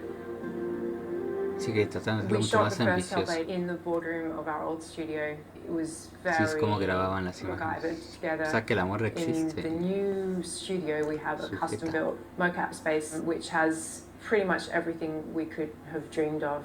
We've got projectors so we can recreate sets on the ground if we need to. We've got loads of props that we have available to us at any time so we can build sets. I remember coming in to interview and seeing the setup down there and immediately being impressed by the clear commitment that had been made to underpinning great true-to-life performance with great quality data. So we've got a lot more cameras this time around. They're kind of top of the line at the moment. And in the kind of space that we have downstairs, we have nearly wall-to-wall coverage, which is really impressive. And it's not something that is common. It's certainly a step up from a few cameras set up in a boardroom. With our setup, we can push even further on our ambition of bringing through as much of our actors' performances as possible into the game, even down to the most nuanced of movements. So when you've got an optical system like ours set up and calibrated well, you can track performers' movements down to the millimeter. So we can see somebody shuffling their finger along the table or just wiggling them very gently. You can see hesitation and breath. There's no need to push the action and overact. You can just be your character. I'm here now. What we want is the best performance possible, the best immersion possible for the player, and that's why we go to these lengths, just to try to get that extra fidelity of performance into the game. What do you want me to do? With performance capture being at the heart of our character movement, our props and staging had to facilitate our vision. I don't want to give any spoilers away, but there is going to be No quiero dar spoilers, pero that boat will have several characters on board. We wanted to be able to capture the motion of a boat across multiple characters simultaneously, and we, for the first time, had the space to be able to construct a proper rig for this. So we had a platform which could be moved in any number of ways to create that kind la tecnología que necesitan para desarrollar una simple escena cinematográfica. And we got our actors up onto this boat and captured scene with high waves and a storm, and we got incredible data from really, really amazing. The most important part of my role is to make sure that story gets told, and having these wonderful actors we're working with bring their talents to bear on these characters has been such an amazing experience.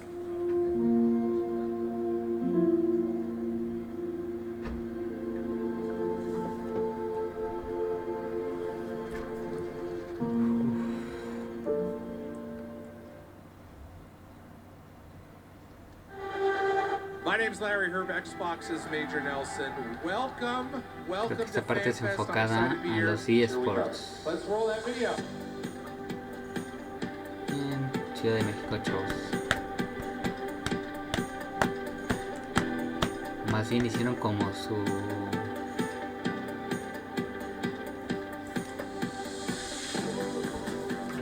pues una zona de juegos para los fans de Xbox. Qué chido.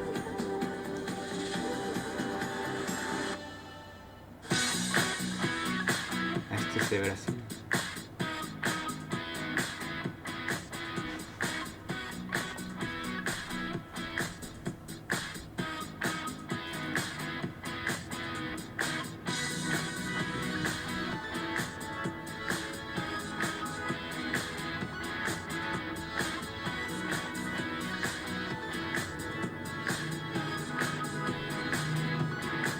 Obrigado.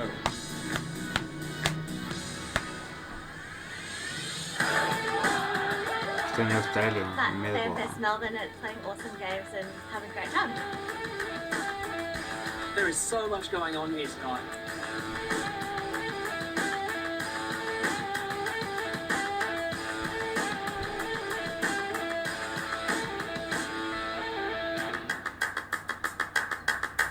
Están jugando Pinocho Souls. Rush. A la verga, ya vi uno de Starfield.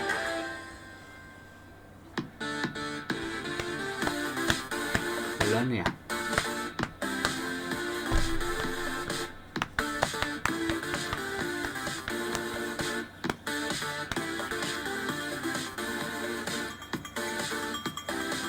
Todo esto fue estos mismos días del Summer Gameplays. Realizaron esto en muchos países. Los Ángeles, California. Honestly, I've never felt so good to be part of Xbox in my life. I'm just wandering around, I've been talking to people, and everybody is so excited about what's to come. We really put a lot of emphasis on empowering creative risk, and then there's so much excitement for what we're going to be able to deliver going into 2024, and even games in 2024 that we haven't talked about yet. So our mission, our strategy is to bring the joy of gaming to everybody, no matter where they want to play, how they want to play. And I just feel, you know, a real responsibility, a real privilege, excitement that we get to be the ones to build those games that are going to be at the center of no matter what we do.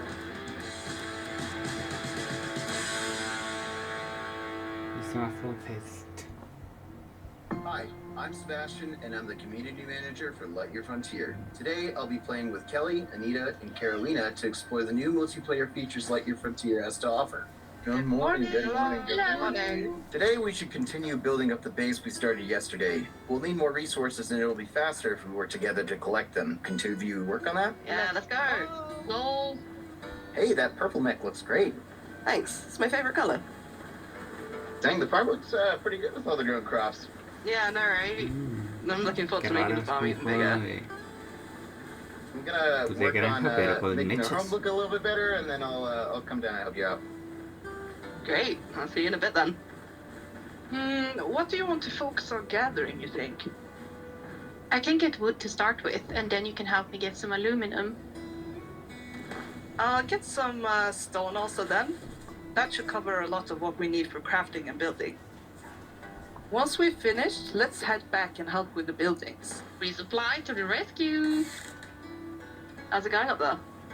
I think I've got a good idea of what I want things to look like from up here. Nice. Oh, there's so many good choices. I know, right? Oof. But I think that looks good. I'll wait to see it. There are loads of aluminium here. They're actually pretty strong, so we can do it faster if we both drill. Let's work together and see what else we can find here. After we bring this back, I'll take a look in some other regions to see what materials they have. I'm done up here, so I'll come join you. Oh, my inventory is getting full from this harvest. I think we should build some, silos or crates to store it all. Yeah, we should probably build a fence around those two as well so we can protect the harvest. Great idea. Let's get on it. Here we go. I'll help with the silos next. Yo, anyone need materials? Because we've got a ton of stuff. Yes, please. Oh my gosh. Fantastic. Do you want us to start helping you build? Yes, please, please. All on it. What do you think of the layout? Yeah, it looks great to me. I'm almost done with the fences here.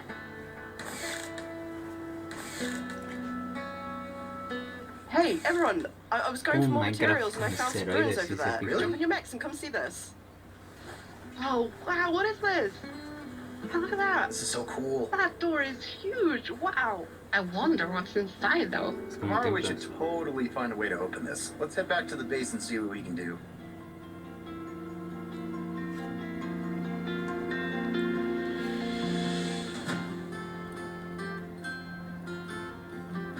Años luz, frontera de los años luz. 10 nuevos juegos indies están por llegar a Game Pass.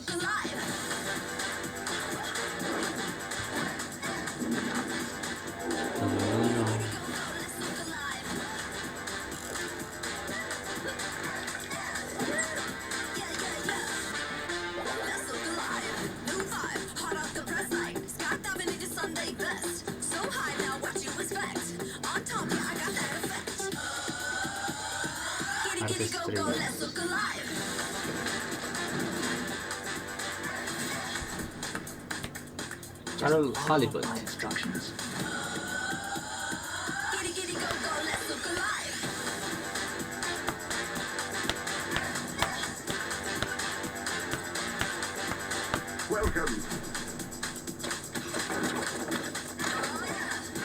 salió en una conferencia, no me acuerdo.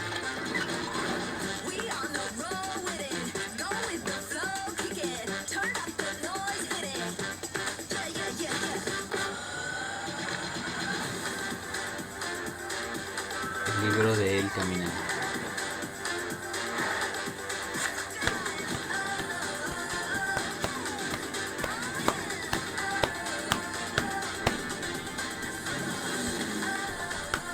Y esos asombrosos éxitos o golpes o lanzamientos. Every year in our showcase, there's one game that kind of pops for me, something I'm very interested in. This year we got to announce 33 Immortals from Thunder Lotus, and I'm here now with Stefan and Will to walk through a demo of the game, which I've never played before, first time. We have 33 people online, incredibly excited about this. So we're going to jump in? All right, okay, let's start playing. 33 Immortals is a co-op action roguelike for 33 players. The play a damned soul must rebel against God's final judgment. So there are 3 of us here today on stage, 3 upstairs, and 27 people joining us from Montreal in the studio. Hi, everyone.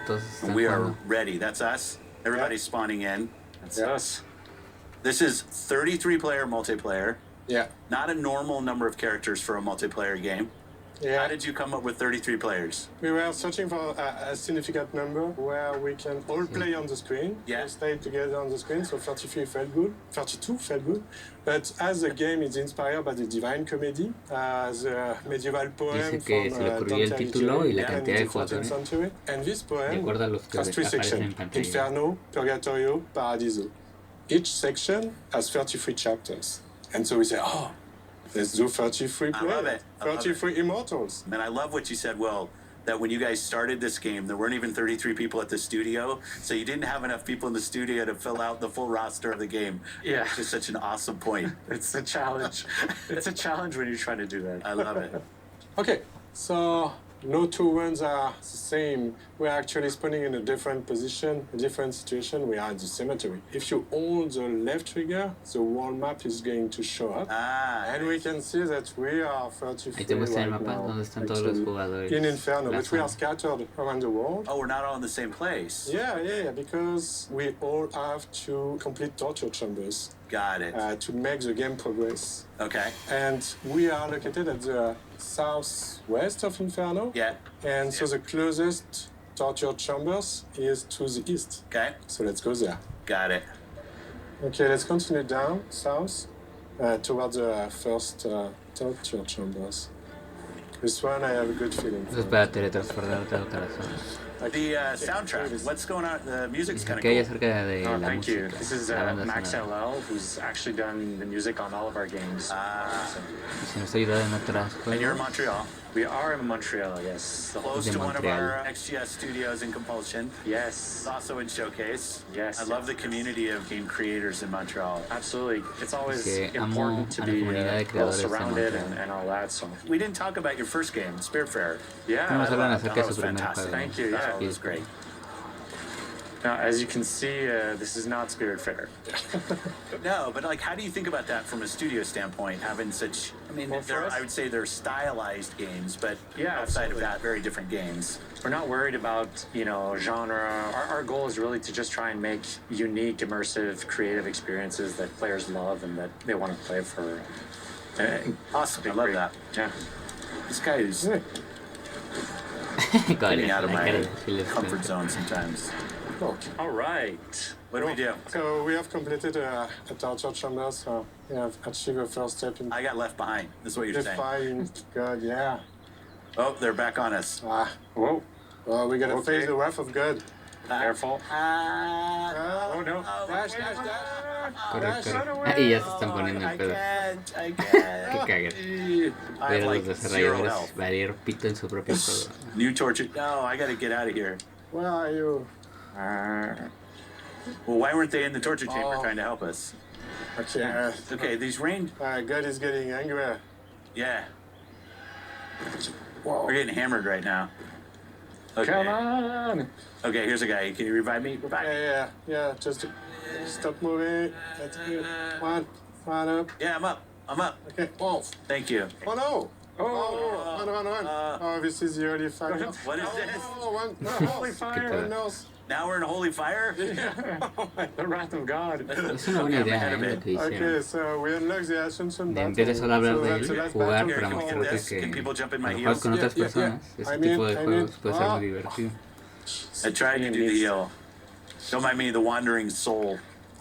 Save me, please. I'm like a zombie. Que como un zombie dice. Maybe someone. I mentioned I'd never played before. Oh no, I died too. Okay, hopefully the team can carry us. I mean, we are not alone. There's a lot of enemies in this small space. Dice, hay muchos I'm gonna enemigos try en el to mismo not move. espacio. Okay. Don't move, and hopefully someone is going to be able to revive you. Okay, good. Oh, I'm in. Dice que alguien me revive. Okay. Okay, I'm back. Yeah, thank you. So this is the last step. I think it's my last. All right. Okay. Yeah. We did it? Yeah, we did it. Yeah. Well, yeah, we did it. ¿Que lo logramos? Dice, sí, lo logramos. So now we've ascended. Yeah. That was first chapter of first book. Is that how I should think about it? Yeah. It's the first world, so it's Inferno. Yeah. Each region has its whole big set of challenges and everything. And this is all on the map. And its final boss fight. That's what this is. Well, since we've basically come through unscathed so far, this should be easy.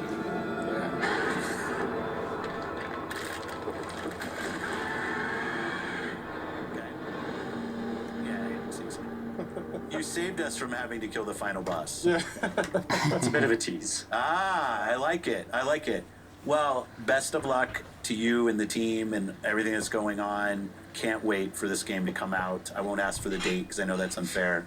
But it was great to have in the show and great for you to come down and we got the opportunity to play. So thank you for that. Thank you so much. Thank you so much for having us. Thanks for watching Showcase Gracias por ver el Extended. Showcase I love these extendido. opportunities to show more Darse la oportunidad about de ver más everything that you saw in acerca de the todo lo showcase que itself. nosotros tenemos para Thanks to ustedes. everybody that supported us and have a Gracias great por apoyarnos. Thanks everybody. Que tengan un buen día.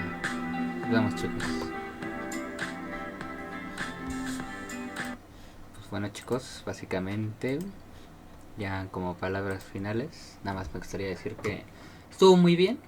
O sea, les digo que hayan separado las tres conferencias. La primera, que es la principal, la de los anuncios, siento que estuvieron bien. Muchos son juegos pues que no conocía, pero que se ven interesantes desde lo nivel gráfico, lo jugable. Obviamente el más destacable, porque es el que tuvo también más tiempo en pantalla, fue el de Stardust. Entonces básicamente lo hicieron bastante bien. Sí, diría que es de las mejores conferencias que hubo en si no es que la mejor, el Summer Game Fest. Y pues nada, espero que lo hayan disfrutado, chicos. Sé que duró bastante, pero pues la idea era que no tuvieran que ver pues los contenidos por separado, que lo vieran de tajón todo. Y ya ustedes lo van a poder administrar como ustedes quieran verlo, cuando lo vean. Entonces, los que llegaron hasta aquí, se los agradezco. Espero que lo hayan disfrutado y nos vemos próximo con nuevo contenido. Bye.